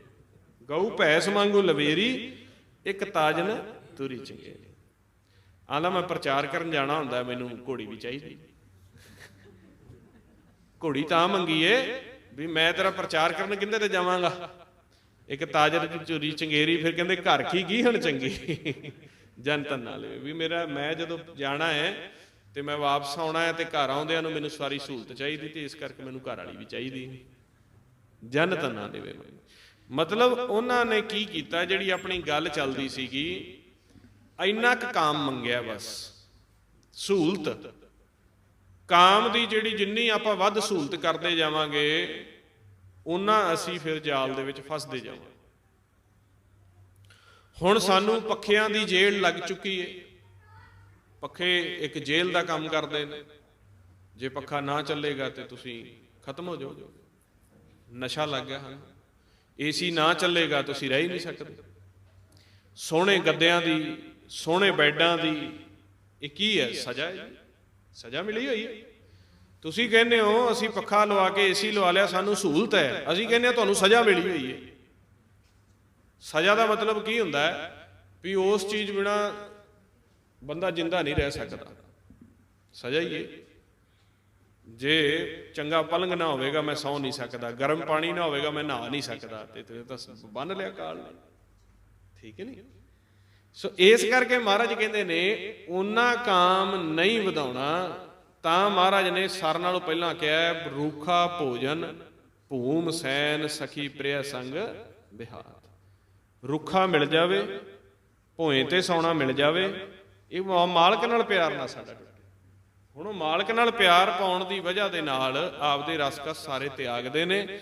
ਜਦੋਂ ਪਰਮੇਸ਼ਰ ਨਾਲ ਪਿਆਰ ਪੈ ਜਾਂਦਾ ਫਿਰ ਉਹ ਕਹਿੰਦੇ ਨੇ ਵੀ ਹੁਣ ਸਾਨੂੰ ਦੁਨਿਆਵੀ ਤੌਰ ਤੇ ਆਹ ਚੀਜ਼ਾਂ ਚਾਹੀਦੀਆਂ ਵੀ ਨੇ, ਕਿਉਂਕਿ ਮੈਂ ਪ੍ਰਚਾਰ ਵੀ ਕਰਨਾ ਹੈ, ਮੇਰਾ ਘਰ ਵੀ ਕੋਈ ਸਾਂਭਣ ਵਾਲਾ ਹੋਵੇ, ਮੈਂ ਅਭਿਆਸ ਕਰਨਾ ਹੈ, ਮੇਰੇ ਸਰੀਰ ਨੂੰ ਇੰਨੀ ਕੁ ਤਾਕਤ ਚਾਹੀਦੀ। ਹੁਣ ਜੇ ਤੁਸੀਂ ਇਹਨਾਂ ਪੰਜਾਂ ਦੂਤਾਂ ਦੀਆਂ ਇਹ ਪੰਜੇ ਖੁਰਾਕਾਂ ਜਿਹੜੀਆਂ ਨੇ, ਕਾਮ ਦੀ ਖੁਰਾਕ, ਲੋਭ ਮੋਹ ਹੰਕਾਰ ਦੀ, ਸਤੋਗੁਣ ਦੇ ਆਧਾਰ ਤੇ ਐਡਜਸਟ ਕਰ ਲੈਂਦੇ ਹੋ ਤਾਂ ਤੁਹਾਡਾ ਸਰੀਰ ਬਹੁਤ ਸੋਹਣਾ ਤੁਹਾਨੂੰ ਸਾਥ ਦੇਗਾ। ਜੇ ਅਸੀਂ ਤਲਿਆ ਫੁਲਿਆ ਖਾਂਦੇ ਹਾਂ, ਤੇਜ਼ਾਬ ਪੀਂਦੇ ਹਾਂ, ਮਦ ਪੀਂਦੇ ਹਾਂ, ਐਸੇ ਨਸ਼ੇ ਕਰਦੇ ਹਾਂ, ਐਸੀਆਂ ਮਾੜੀਆਂ ਖੁਰਾਕਾਂ ਕਰਦੇ ਹਾਂ, ਫਿਰ ਇਹ ਸਰੀਰ ਦਾ ਨਹੀਂ, ਤੁਹਾਡਾ ਕਸੂਰ ਹੈ। ਅਸੀਂ ਇਸ ਦੇ ਵਿੱਚੋਂ ਰਸ ਭਾਲਦੇ ਹਾਂ, ਬਹੁੜ ਬਹੁਰ ਮਾਇਆ ਸੰਗਰਾਚੇ। ਉਹ ਰਸ ਇਸ ਦੇ ਵਿੱਚ ਹੁਕਮ ਦੇ ਮੁਤਾਬਕ ਦਿੱਤੇ ਗਏ ਨੇ। ਜਿਵੇਂ ਜਿਵੇਂ ਜਿੰਨੀ ਜਿੰਨੀ ਆਰਜਾ ਦਿੱਤੀ ਏ, ਆਰਜਾ ਦੇ ਮੁਤਾਬਕ ਸਾਨੂੰ ਰਸ ਮਿਲਦਾ ਜਾਣਾ ਆਪਣੇ ਆਪ। ਮਨ ਦਾ ਰਸ ਵੀ, ਤਨ ਦਾ ਰਸ। ਅਸੀਂ ਹੁਕਮ ਵਿੱਚ ਨਾ ਹੋਣ ਕਰਕੇ ਅਸੀਂ ਵਾਧੂ ਰਸ ਲੋਚਦੇ ਹਾਂ। ਜਦੋਂ ਵਾਧੂ ਰਸ, ਮਾੜੀ ਖੁਰਾਕ ਅਸੀਂ ਕਿਉਂ ਖਾਂਦੇ ਹਾਂ? ਇੱਕ ਅਸੀਂ ਜਾਂ ਆਪਾਂ ਦੇਖ ਲਈ ਅੱਜ ਕੱਲ੍ਹ ਸ਼ਰਾਬ ਪੀਣੀ ਜਾਂ ਕੋਲਡ ਡਰਿੰਕ ਪੀਣੇ ਜਾਂ ਮਾੜੀਆਂ ਜਿਹੜੀਆਂ ਤਲੀਆਂ ਫੁਲੀਆਂ ਖੁਰਾਕਾਂ ਕਿਉਂ ਖਾਂਦੇ ਹਾਂ ਜੀ ਆਪਾਂ? ਕਿਉਂਕਿ ਉਹਨਾਂ ਨੂੰ ਖਾਣ ਤੇ ਆਨੰਦ ਆਉਂਦਾ, ਸਵਾਦ ਆਉਂਦਾ। ਤੇ ਉਸ ਤੋਂ ਬਾਅਦ ਉਹ ਕੀ ਕਰਦੀਆਂ ਨੇ? ਥੋੜ੍ਹੇ ਟਾਈਮ ਬਾਅਦ ਫਿਰ ਗੋਡੇ ਖੜਨ ਲੱਗ ਜਾਣਗੇ, ਥੋੜ੍ਹੇ ਟਾਈਮ ਬਾਅਦ ਫਿਰ ਨੀਂਦ ਨਹੀਂ ਆਉਣੀ, ਥੋੜ੍ਹੇ ਟਾਈਮ ਬਾਅਦ ਚੌਂਕੜਾ ਨਹੀਂ ਲੱਗਣਾ, ਥੋੜ੍ਹੇ ਟਾਈਮ ਬਾਅਦ ਡਿਪਰੈਸ਼ਨ ਹੋਵੇਗਾ। ਕਿਉਂ? ਸਵਾਸਾਂ ਦਾ ਪੈਟਰੋਲ ਤਾਂ ਓਨਾ ਹੀ ਹੈ ਨਾ ਗਿਣਤੀ ਦਾ। ਜਿਵੇਂ ਗੱਡੀ ਦੀ ਚਾਬੀ ਵਿੱਚ ਰਹਿ ਗਈ ਤੇ ਉਹ ਸਟਾਰਟ, ਹੁਣ ਚਾਬੀ ਵਿੱਚੋਂ ਨਿਕਲਦੀ ਨਹੀਂ ਪਈ, ਸਾਰੇ ਪਾਸੇ ਲੋਕ ਲੱਗ ਗਿਆ, ਉਹ ਤਾਂ ਹੁਣ ਉਦੋਂ ਹੀ ਬੰਦ ਹੋਵੇਗੀ ਜਦੋਂ ਪੈਟਰੋਲ ਖਤਮ ਹੋਵੇਗਾ। ਫਿਰ ਜਦੋਂ ਹੱਡ ਗੋਡੇ ਜੁੜੇ ਗਏ, ਸਾਰੀ ਉਮਰ ਆਪ ਦੀ ਬਿਉਂਤ ਤੋਂ ਜ਼ਿਆਦਾ ਕੰਮ ਕੀਤਾ। ਮਹਾਰਾਜ ਸਾਨੂੰ ਜ਼ਿਆਦਾ ਕੰਮ ਕਰਨ ਲਈ ਵੀ ਨਹੀਂ ਕਹਿੰਦੇ, ਸਰੀਰ ਦੇ ਉੱਪਰ ਲੋਡ ਲੈ ਕੇ ਨਾਮ ਜਪਣ ਨੂੰ ਵੀ ਨਹੀਂ ਕਹਿੰਦੇ। ਅਸੀਂ ਸੋਚਿਆ ਦਿਨ ਰਾਤ ਮੈਂ ਖੇਤੀ ਕਰ ਲਾਂ, ਦਿਨ ਰਾਤ ਮੈਂ ਬਿਜ਼ਨਸ ਕਰ ਲਾਂ, ਦਿਨ ਰਾਤ ਮੈਂ ਸ਼ਿਫਟਾਂ ਲਾ ਲਾਂ, ਮੈਂ ਪਤਾ ਨਹੀਂ ਮੈਂ 4 ਪੀੜ੍ਹੀਆਂ ਦਾ ਜੋੜ ਦਿਆਂ। ਮਹਾਰਾਜ ਕਹਿੰਦੇ ਸਜ਼ਾ ਮਿਲੇਗੀ। ਦੱਦਾ ਦਾਤਾ ਏਕ ਹੈ ਸਭ ਕੋ ਦੇਵਣਹਾਰ, ਮੈਂ ਦੇ ਰਿਹਾ ਸਾਰਿਆਂ ਨੂੰ, ਤੂੰ ਐਵੇਂ ਜ਼ਿੰਮੇਵਾਰ ਨਾ ਬਣ। ਹੁਣ ਉਹ ਜਿਹੜਾ ਉਹਨੇ ਜੋੜਿਆ, ਜੋੜ ਕੇ ਹੱਡ ਗੋਡੇ ਖਿਲਾਰ ਲਏ, ਸਵਾਸਾਂ ਦੀ ਪੂੰਜੀ ਪਈ ਹੁੰਦੀ, ਫਿਰ ਬੈਠਾ ਚੀਕਾਂ ਮਾਰੀ ਜਾਂਦਾ। ਜਿਨ੍ਹਾਂ ਵਾਸਤੇ ਜੋੜਿਆ ਉਹ ਪਰਵਾਹ ਨਹੀਂ ਕਰਦੇ, ਉਹ ਆਂਦਾ ਇਹ ਤਾਂ ਸਾਰਿਆਂ ਦਾ ਫਰਜ਼ ਹੈ ਜੋੜਨਾ, ਇਹ ਤਾਂ ਮਾਂ ਬਾਪ ਦਾ ਫਰਜ਼ ਹੈ, ਤੂੰ ਇਸ ਤੋਂ ਵੱਧ ਕੀ ਕਰਦਾ ਹੈ? ਜੋੜਤਾ ਤੇ ਚੰਗੀ ਗੱਲ ਹੈ, ਹੁਣ ਸਾਨੂੰ ਤਾਂ ਜਾਣ ਦੇ ਬਾਹਰ, ਤੂੰ ਇੱਥੇ ਬਾਪੂ ਜੀ ਆਰਾਮ ਕਰ। ਤੇ ਮਹਾਰਾਜ ਕਹਿੰਦੇ ਕਿਉਂ ਕਰਦੇ ਹੋ ਤੁਸੀਂ ਇਸ ਤਰ੍ਹਾਂ? ਹੱਦ ਤੋਂ ਜ਼ਿਆਦਾ ਤੁਸੀਂ ਕੰਮ ਕਰਦੇ ਹੋ, ਹੱਦ ਤੋਂ ਜ਼ਿਆਦਾ ਤੁਸੀਂ ਖੁਰਾਕ ਖਾਂਦੇ ਹੋ। ਕਿਉਂ? ਇੱਕ ਬਸ ਰਸ-ਕਸ ਥੋੜ੍ਹੇ ਟਮੇ ਦਾ ਆਨੰਦ। ਨਹੀਂ, ਇਸ ਤਰ੍ਹਾਂ ਨਾ ਕਰੋ, ਮੈਨੇਜ ਕਰੋ ਆਪਦੀ ਬੋਡੀ ਨੂੰ। ਇਹਨੂੰ ਕਾਮ ਚਾਹੀਦਾ, ਕ੍ਰੋਧ ਚਾਹੀਦਾ, ਲੋਭ ਮੋਹ ਹੰਕਾਰ ਚਾਹੀਦਾ, ਪਰ ਥੋੜਾ ਥੋੜਾ ਪੂੰਜੀ ਦੇ ਨਾਲ ਉਧਰੋਂ ਨਾਮ ਜਪੀ ਜਾਓ, ਉਧਰੋਂ ਇੰਦਰ ਦੇ ਰਸ-ਕਸ ਦੀ ਇਹਨੂੰ ਖੁਰਾਕ ਦਿੱਤੀ ਜਾਓ, ਫਿਰ ਤੁਹਾਡਾ ਸਾਰਾ ਐਡਜਸਟਮੈਂਟ ਠੀਕ ਹੋ ਜਾਏਗੀ। ਫਿਰ ਸਵਾਸਾਂ ਦੇ ਨਾਲ ਦੇਹੀ ਵੀ ਤੰਦਰੁਸਤ ਰਹਿੰਦੀ ਆ। ਜਦੋਂ ਉਧਰੋਂ ਸਵਾਸ ਮੁੱਕਦੇ ਨੇ, ਬਹੁਤੇ ਰੋਗ ਨਹੀਂ ਲੱਗਦੇ, ਦੇਹੀ ਵੀ ਅਖੀਰ ਤੱਕ ਸਾਥ ਦੇਈ ਜਾਂਦੀ ਹੈ। ਅੰਮ੍ਰਿਤ ਰਸ ਦੇ ਨਾਲ ਗੁਰਮੁਖ ਉਧਰੋਂ ਰੋਜ਼ ਦਾ ਰੋਜ਼ ਖੇਤ ਨੂੰ ਸਿੰਚੀ ਜਾਂਦੇ ਆ। ਬਾਹਰ ਦੀ ਖੁਰਾਕ ਤੁਹਾਨੂੰ ਦੱਸ ਹੀ ਦਿੱਤੀ ਆ, 2 ਟਾਈਮ ਦੀ ਖਾ ਲੈਂਦੇ ਆ, ਪੌਣੇ 3 ਕਿਲੋ ਦਾ ਭੋਜਨ ਖਾਂਦੇ ਨੇ, ਵਿੱਚੇ ਦਾਲ ਆ ਗਈ, ਵਿੱਚੇ ਸਬਜ਼ੀਆਂ ਆ ਗਈਆਂ, ਵਿੱਚੇ ਸਾਰਾ ਕੁਛ ਆ ਗਿਆ, ਘਿਓ ਵੀ ਆ ਗਿਆ। ਔਰ ਫਿਰ ਕਹਿੰਦੇ ਨੇ ਉਹਨਾਂ ਦੁਨੀਆ ਤੋੜੇ ਬੰਧਨਾ, ਅੰਨ ਪਾਣੀ ਥੋੜਾ ਖਾਇਆ। ਫਿਰ ਕਹਿੰਦੇ ਭਗਤਾਂ ਕੀ ਚਾਲ ਨਰਾਲੀ, ਚਾਲ ਨਰਾਲੀ ਭਗਤਾਂ ਕੇਰੀ ਬਿਖਮ ਮਾਰਗ ਚੱਲਣਾ, ਲੱਭ ਲੋਭ ਹੰਕਾਰ ਤਜ ਤ੍ਰਿਸ਼ਨਾ ਬਹੁਤ ਨਹੀਂ ਬੋਲਣਾ। ਬਹੁਤੀ ਕਿਸੇ ਨਾਲ ਗੱਲਬਾਤ ਵੀ ਨਹੀਂ ਕਰਦੇ, ਉਹਨਾਂ ਦੇ ਸੰਗੀ ਸਾਥੀ ਆ ਜਾਣ ਤੇ ਮਹਾਰਾਜ ਕਹਿੰਦੇ ਆਏ ਸੰਤ ਪ੍ਰਾਹੁਣੇ ਕੀਰਤਨ ਹੋਆ ਰਹਿਣ ਸਬਾਈ, ਫਿਰ ਤਾਂ ਸਰ ਰਾਤ ਲੱਗੇ ਰਹਿੰਦੇ ਨੇ, ਵਿਚਾਰਾਂ ਕਰਦੇ ਨੇ, ਦੁਨੀਆਦਾਰੀ ਨਾਲ ਬਹੁਤੀ ਗੱਲਾਂ ਬਾਤਾਂ ਨਹੀਂ ਕਰਦੇ। ਹੁਣ ਜਦੋਂ ਖੁਰਾਕ ਮੇਨਟੇਨ ਹੋ ਗਈ, ਬਹੁਤਾ ਬੋਲਣਾ ਮੇਨਟੇਨ ਹੋ ਗਿਆ, ਸਾਰਾ ਤਾਂ ਹੋ ਗਿਆ, ਤੇ ਇਹਨੂੰ ਕਹਿੰਦੇ ਨੇ ਫਿਰ ਲੱਭ ਆਵੇਗਾ ਕਿੱਥੋਂ, ਹੰਕਾਰ ਆਵੇਗਾ ਕਿੱਥੋਂ, ਤੇ ਦੂਜਿਆਂ ਨੂੰ ਅਸੀਂ ਮਹਿਮਾਨ ਸਮਝਣ ਲੱਗ ਗਏ। ਤੰਦਾਂ ਕਿੱਥੇ ਫਸੀਆਂ ਹੋਈਆਂ ਨੇ, ਤੰਦਾਂ ਇੱਥੇ ਹੀ ਆ। ਇਹ ਜਿਹੜੀ ਗੱਲ ਹੈ ਨਾ, ਤੰਦ ਘੱਟ ਦਿਓ। ਤੰਦ ਤਾਂ ਉਦੋਂ ਹੀ ਹੈ ਜਿੰਨੀ ਦੇਰ ਤੱਕ ਬੱਚਾ ਆਪ ਦਾ ਬੜਾ ਪਿਆਰਾ ਲੱਗਦਾ ਪਿਆ। ਜੇ ਬੱਚਾ ਨਾ ਪਿਆਰਾ ਲੱਗੇ, ਇਸ ਤਰ੍ਹਾਂ ਹੀ ਲੱਗੇ ਵੀ ਇੱਕ ਸਹੂਲਤ ਹੀ ਮਿਲੀ ਹੋਈ ਹੈ ਬੱਚੇ ਦੀ, ਫਿਰ ਕਿਉਂ ਲੋਭ ਕਰੋਗੇ ਤੁਸੀਂ? ਆਪ ਤੁਹਾਨੂੰ ਪਤਾ ਹੈ ਵੀ ਮੇਰਾ ਤਾਂ ਇੱਕ ਸਾਦੇ ਕੁੜਤੇ ਪਜਾਮੇ ਵਿੱਚ ਵੀ ਸਰ ਜਾਣਾ, 2 ਟਾਈਮ ਦੀ ਖਾ ਲਾ, ਮੈਨੂੰ ਤਾਂ ਭਾਵੇਂ ਇੱਥੇ ਮੰਜਾ ਲਾ ਦਿਓ ਤਾਂ ਵੀ ਸਰ ਜਾਣਾ। ਪਰ ਜਿਹੜਾ ਪਿੱਛੇ ਉਹਦਾ ਮੋਹ ਪਾਇਆ, ਉਹ ਕਹਿੰਦਾ ਵੀ ਮੈਨੂੰ ਹੁਣ ਬੁਲਟ ਲੈ ਕੇ ਦੇ, ਉਹ ਫੁਰਨੇ ਵਧਾ ਦਿੰਦਾ। ਬੇਸ਼ੱਕ ਆਪ ਤਾਂ ਸਾਰੀ ਉਮਰ ਬੰਦਾ ਸਾਧ ਬਿਰਤੀ 'ਚ ਰਿਹਾ ਹੋਵੇ, ਪਰ ਜਦੋਂ ਦੂਜੇ ਦੀ ਤੰਦ ਨਾਲ ਫਸਾ ਲੈਂਦਾ ਨਾ, ਉਹ ਉਹਦਾ ਜਪ ਤਪ ਤੋੜ ਦਿੰਦਾ। ਉਹ ਆਂਦਾ ਨਹੀਂ ਜੀ ਹੁਣ ਇਹਨਾਂ ਦਾ ਵੀ ਤਾਂ ਕਰਨਾ ਪੈਣਾ ਹੈ। ਇਹ ਕਿਉਂ ਕਰਨਾ ਪੈਣਾ ਬਈ? ਤੂੰ ਕਰ, ਜਿੱਥੋਂ ਤੱਕ ਤੇਰੀ ਡਿਊਟੀ ਹੈ ਇਨਸਾਨੀਅਤ ਦੇ ਤੌਰ ਤੇ ਕਰ ਦੇ। ਉਹਨੂੰ ਉਹਦੇ ਮੁਹਾਰੇ ਛੱਡ, ਮਾਲਕ ਨਾਲ ਜੋੜ, ਉਹਨੂੰ ਕਹੇ ਭਾਈ ਮੈਂ ਕੋਈ ਸਾਰੀ ਉਮਰ ਥੋੜਾ ਨਾ ਤੇਰਾ ਕਰੂੰਗਾ, ਇੱਕ ਦਿਨ ਤੈਨੂੰ ਆਪਦਾ ਵਜਨ ਚੱਕਣਾ ਪਏਗਾ। ਉਹਨੂੰ ਸਿੱਖਿਆ ਦਿਓ ਬੱਚੇ ਨੂੰ ਵੀ ਉਹ ਆਪਦੀ ਆਪ ਸੋਚੇ, ਉਹਨੂੰ ਹੈਲਪ ਦਿਓ, ਪ੍ਰੋਟੈਕਸ਼ਨ ਦਿਓ, ਸਿਮਰਨ ਕਰਾਓ। ਇਸ ਤੋਂ ਬਾਅਦ ਹੋਰ ਨਾ ਕੁਛ ਦਿਓ। ਉਹਦੀ ਜ਼ਿੰਮੇਵਾਰੀ ਨਾ ਉਟੋ। ਜ਼ਿੰਮੇਵਾਰੀ ਉਟੋ ਪਰਮੇਸ਼ਰ ਦਾ ਗਿਆਨ ਉਹਦੇ ਤੱਕ ਪਹੁੰਚਾਉਣ ਦੀ। ਜ਼ਿੰਮੇਵਾਰੀ ਇਸ ਤਰ੍ਹਾਂ ਨਾ ਉਟੋ ਵੀ ਤੂੰ ਸੁੱਤਾ ਰਹਿ, ਮੈਂ ਤੈਨੂੰ ਖਵਾਉਣਾ, ਮੈਂ ਤੈਨੂੰ ਕਮਾਉਣਾ। ਨਹੀਂ, ਜਿਵੇਂ ਆਪਣਾ ਬਾਹਰ ਤੁਸੀਂ ਵੈਸਟਰਨ ਕਲਚਰ ਵੇਖਦੇ ਹੋ, ਉਹ ਸਿਰਫ ਇੱਕ ਜ਼ਿੰਮੇਵਾਰੀ, ਇੱਕ ਸਿਰਫ ਹੈਲਪ ਕਰਦੇ ਨੇ, ਇੱਕ ਸਿਰਫ ਬਾਹਰ ਰਹਿ ਕੇ ਆਪਾਂ ਕਹਿੰਦੇ ਆ ਨਾ, ਅਸੀਂ ਜ਼ਿੰਮੇਵਾਰੀ ਉਟ ਲੈਂਦੇ। ਜ਼ਿੰਮੇਵਾਰੀ ਉਟਣ ਨਾਲ ਇੱਕ ਤਾਂ ਸਾਡਾ ਸਰੀਰ ਛੇਤੀ ਬਜ਼ੁਰਗ ਹੁੰਦਾ, ਸਾਨੂੰ ਰਸ-ਕਸ ਦੁੱਖ ਜ਼ਿਆਦਾ ਲੱਗਦੇ ਨੇ, ਤੇ ਨਾਲ ਜਿਹੜੇ ਜਿਨ੍ਹਾਂ ਦੀ ਜ਼ਿੰਮੇਵਾਰੀ ਉਟਦੇ ਆ ਉਹ ਹੋਰ ਹੀ ਵਿਚਾਰਾਂ ਵਿੱਚ ਚਲੇ ਜਾਂਦੇ। ਇਸ ਕਰਕੇ ਮਹਾਰਾਜ ਸੱਚੇ ਪਾਤਸ਼ਾਹ ਕਹਿੰਦੇ ਨੇ ਵੀ ਜਿੰਨਾ ਤੁਸੀਂ ਬੰਧਨ ਮਾਤ ਪਿਤਾ ਸੁਤ ਬਨਤਾ, ਇਹ ਬੰਨਣ ਨੇ। ਜਦੋਂ ਆਪਾਂ ਜ਼ਿੰਮੇਵਾਰੀ ਆਪਦੇ ਮਨ 'ਚ ਨਹੀਂ ਰੱਖਦੇ, ਪ੍ਰਵਾਹ ਨਹੀਂ ਮਨ ਦੇ ਵਿੱਚ ਰੱਖਦੇ, ਬੰਨਣ ਨਹੀਂ ਆਪਦੇ ਮਨ ਵਿੱਚ ਰੱਖਦੇ, ਤੇ ਆਪਾਂ ਨੂੰ ਡਰ ਹੈ ਵੀ ਇਸ ਮੇਰੇ ਬੱਚੇ ਨੂੰ, ਮੇਰੀ ਮਾਤਾ ਨੂੰ, ਮੇਰੀ ਘਰ ਵਾਲੇ ਨੂੰ ਕੁਛ ਹੋ ਨਾ ਜਾਏ, ਉਹ ਆਪਾਂ ਸਿਮਰਨ ਨਾਲ ਜੋੜ ਦਿਓ। ਸਾਰਿਆਂ ਰੱਖਣ ਵਾਲਾ ਤਾਂ ਮਾਲਕ ਹੀ ਹੈ। ਹੋ ਸਕਦਾ ਹੈ ਤੁਸੀਂ ਹੀ ਆਪਦੇ ਬੱਚੇ ਦੇ ਮਾਰਗ ਦੇ ਵਿੱਚ ਅੜਿੱਕਾ ਬਣੇ ਬੈਠੇ ਹੋਵੋ, ਪਰਮੇਸ਼ਰ ਉਹਨੂੰ ਬਹੁਤ ਕੁਛ ਦੇਣਾ ਚਾਹੁੰਦਾ ਹੈ, ਪਰ ਤੁਸੀਂ ਕਹਿੰਦੇ ਹੋ ਨਹੀਂ ਐ ਨਹੀਂ ਐ ਦੇਵੇ। ਤੇ ਜੇ ਤੁਸੀਂ ਪਾਸੇ ਹੋਵੋ, ਮਨ ਕਰੇ ਪਰਮੇਸ਼ਰ ਉਹਨੂੰ ਗੱਫਿਆਂ ਦੇ ਗੱਫੇ ਦੇ ਦੇਵੇ। ਹੋ ਸਕਦਾ ਹੈ ਬੱਚੇ ਦੇ ਤੇ ਤਾਂ ਬੜੀ ਕਿਰਪਾ ਹੋਣੀ ਹੋਵੇ, ਪਰ ਜਿਹੜਾ ਤੂੰ ਅੱਗੇ ਬੈਠਾ ਨਾ ਐ ਯੋਧਾ ਬਣ ਕੇ, ਤੂੰ ਰੋਕੀ ਬੈਠਾ ਉਹਦੀ ਕਿਰਪਾ। ਕਿਉਂ? ਮਾਲਕ ਨੇ ਬੱਚੇ ਨੂੰ ਰਿਸਕ ਦਵਾ ਕੇ ਕਰਕੇ ਕਰਾ ਕੇ ਪਤਾ ਨਹੀਂ ਕਿੱਥੇ ਦਾ ਕਿੱਥੇ ਲੈ ਜਾਣਾ, ਪਰ ਜਦੋਂ ਜਿਹੜਾ ਸਾਡਾ ਮੋਹ ਹੁੰਦਾ, ਉਹ ਆਂਦਾ ਨਾ ਨਾ ਆਹ ਕੰਮ ਨਹੀਂ ਕਰਨਾ, ਨਾ ਨਾ ਆਹ ਕੰਮ ਨਹੀਂ ਕਰਨਾ। ਕਈ ਵਾਰੀ ਅਸੀਂ ਹੀ ਆਪਦੇ ਬੱਚੇ ਦੇ ਲਈ ਰੁਕਾਵਟ ਬਣ ਜਾਂਦੇ ਹਾਂ। ਹੁਣ ਜਿਵੇਂ ਬੱਚਾ ਕਹਿੰਦਾ ਵੀ ਮੈਂ ਸੰਗਤ ਵਿੱਚ ਆਉਣਾ, ਬੱਚਾ ਸੰਗਤ ਵਿੱਚ ਆਵੇ, ਹੋ ਸਕਦਾ ਬੱਚਾ ਇੰਨਾ ਅਭਿਆਸ ਕਰਕੇ ਆਪਦੇ ਅੰਦਰ ਪ੍ਰਾਪਤੀ ਕਰਕੇ ਸੰਸਾਰ 'ਚ ਪ੍ਰਗਟ ਹੋ ਜਾਵੇ। ਪਰ ਸਾਨੂੰ ਲੱਗਦਾ ਜੀ ਜੇ ਸਾਡਾ ਬੱਚਾ ਜਾਵੇਗਾ, ਇਹਦੀ ਸਾਇੰਸ ਦੀ ਪੜ੍ਹਾਈ ਛੁੱਟ ਜਾਣੀ ਹੈ, ਇਹਦਾ 10ਵੀਂ ਦਾ ਹੋ ਜਾਣਾ, ਓਏ ਬਈ ਇਧਰ ਟਾਈਮ ਮਤ ਦੋ, ਇਧਰ ਜਾਓ। ਇਹ ਅਸੀਂ ਦੇਖਦੇ ਹਾਂ ਨਾ, ਜਿਹੜਾ ਅਸੀਂ ਬੰਨਣ ਪਾਉਂਦੇ ਆ ਨਾ ਇੱਕ ਦੂਜੇ ਤੇ, ਇਹ ਬਹੁਤ ਗਲਤ। ਬੰਨਣ ਪਾ ਕੇ ਅਸੀਂ ਆਪ ਵੀ ਬੰਨਣਾ ਵਿੱਚ ਜਿਉਂਦੇ ਹਾਂ, ਦੂਜਿਆਂ ਨੂੰ ਵੀ ਬੰਨਣਾ 'ਚ ਰੱਖਦੇ ਹਾਂ। ਅਸੀਂ ਹੋ ਸਕਦਾ ਸਾਡੀ ਜੋ ਬੀਬੀ ਸੰਜੋਗੀ ਹੈ, ਸਾਡੀ ਮਾਤਾ ਹੈ, ਜੇ ਉਹਨੂੰ ਅਸੀਂ ਆਜ਼ਾਦ ਛੱਡੀਏ, ਅਭਿਆਸ ਕਰੇ, ਹੋ ਸਕਦਾ ਉਹ ਕਿੱਥੋਂ ਤੱਕ ਪਹੁੰਚ ਸਕਦੀ। ਪਰ ਜਿਹੜਾ ਅਸੀਂ ਉਹਨੂੰ ਬੰਨਣ ਪਾਤਾ ਵੀ ਨਹੀਂ ਤੂੰ ਇਹ ਕਰਨੀ, ਤੂੰ ਇਸ ਟਾਈਮ ਹੀ ਕਰ ਸਕਣਾ ਹੈ, ਇਸ ਟਾਈਮ ਹੀ ਕਰ ਸਕਦੀ, ਇਹ ਤੁਸੀਂ ਬੰਨਣ ਕਾਹਦੇ ਬੰਦੇ ਆ ਇੱਕ ਦੂਜੇ ਨੂੰ?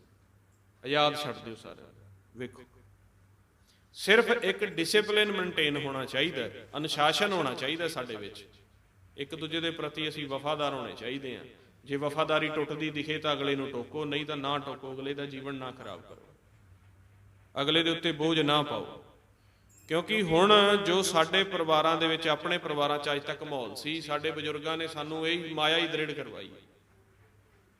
ਉਹਨਾਂ ਨੇ ਇਹ ਕਿਹਾ ਵੀ ਆਪਣਾ ਖਾਨਦਾਨ ਹੈ, ਆਪਣੀ ਜ਼ਮੀਨ ਜਾਇਦਾਦ ਤੇ ਆਪਣੇ ਘਰ ਨੇ, ਆਪਣੀ ਆਹ ਹੈ, ਆਪਣਾ ਸ਼ਰੀਕਾ ਹੈ, ਆਪਣੀ ਭੂਆ ਹੈ, ਚਾਚੇ ਮਾਮੇ, ਤੂੰ ਇਹਨਾਂ ਨਾਲ ਵਰਤਣਾ।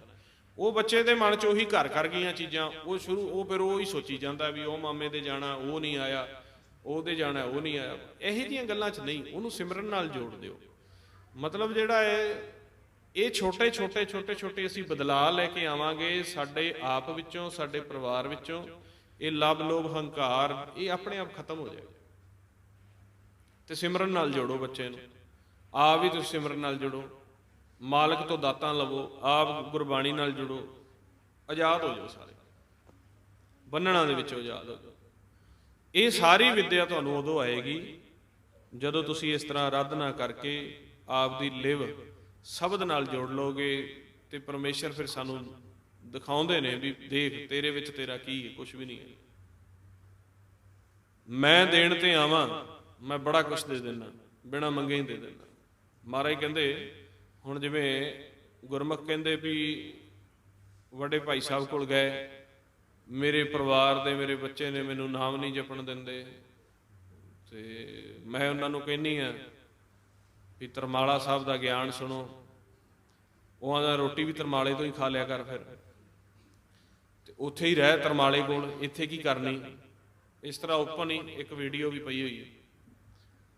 ਭਾਈ ਸਾਹਿਬ ਹੱਸਣ ਲੱਗੇ, ਉਹ ਆਂਦੇ ਆ ਜਾਓ ਸਾਡੇ ਤਾਂ ਦਰ ਖੁੱਲ੍ਹੇ ਨੇ। ਪਰ ਉਹ ਕਹਿੰਦੇ ਨਹੀਂ, ਮੈਨੂੰ ਨਾਮ ਨਹੀਂ ਜਪਣ ਦਿੰਦੇ, ਮੈਨੂੰ ਬਚਨ ਦੀ ਚੋਟ ਕਰਦੇ ਨੇ, ਮੈਨੂੰ ਘਰੋਂ ਕੱਢਦੇ ਨੇ, ਮੈਂ ਦੱਸੋ ਕੀ ਕਰਾਂ। ਉੱਥੇ ਗੁਰਮੁਖਾਂ ਨੇ ਬਚਨ ਦੀ ਸਾਂਝ ਕੀਤੀ, ਕਹਿੰਦੇ ਵੀ ਦੇਖੋ ਇਹ ਤੁਹਾਡੇ ਸੰਜੋਗੀ ਨੇ, ਪੁਰਾਤਨ ਵਿਚਾਰਾਂ ਦਾ ਟਕਰਾਰ ਤੁਰਿਆ ਆਉਂਦਾ, ਹੁਣ ਨਾਲ ਆ ਗਏ ਨੇ ਟਕਰਾਰ ਕਰੀ ਜਾਂਦੇ, ਤੁਸੀਂ ਆਪਦਾ ਅਭਿਆਸ ਕਰੋ। ਪਹਿਲੀ ਗੱਲ ਤਾਂ ਜਦੋਂ ਅਸੀਂ ਅਭਿਆਸ ਕਰਦੇ ਹਾਂ, ਜਿਹੜੇ ਸਾਡੇ ਪਰਿਵਾਰਕ ਮੈਂਬਰ ਨੇ ਜਿੰਨੇ ਵੀ ਨੇ, ਉਹਨਾਂ ਦੇ ਮਸਤਕ ਤੇ ਉਹ ਆਪ ਹੀ ਬੈਠਾ ਹੈ।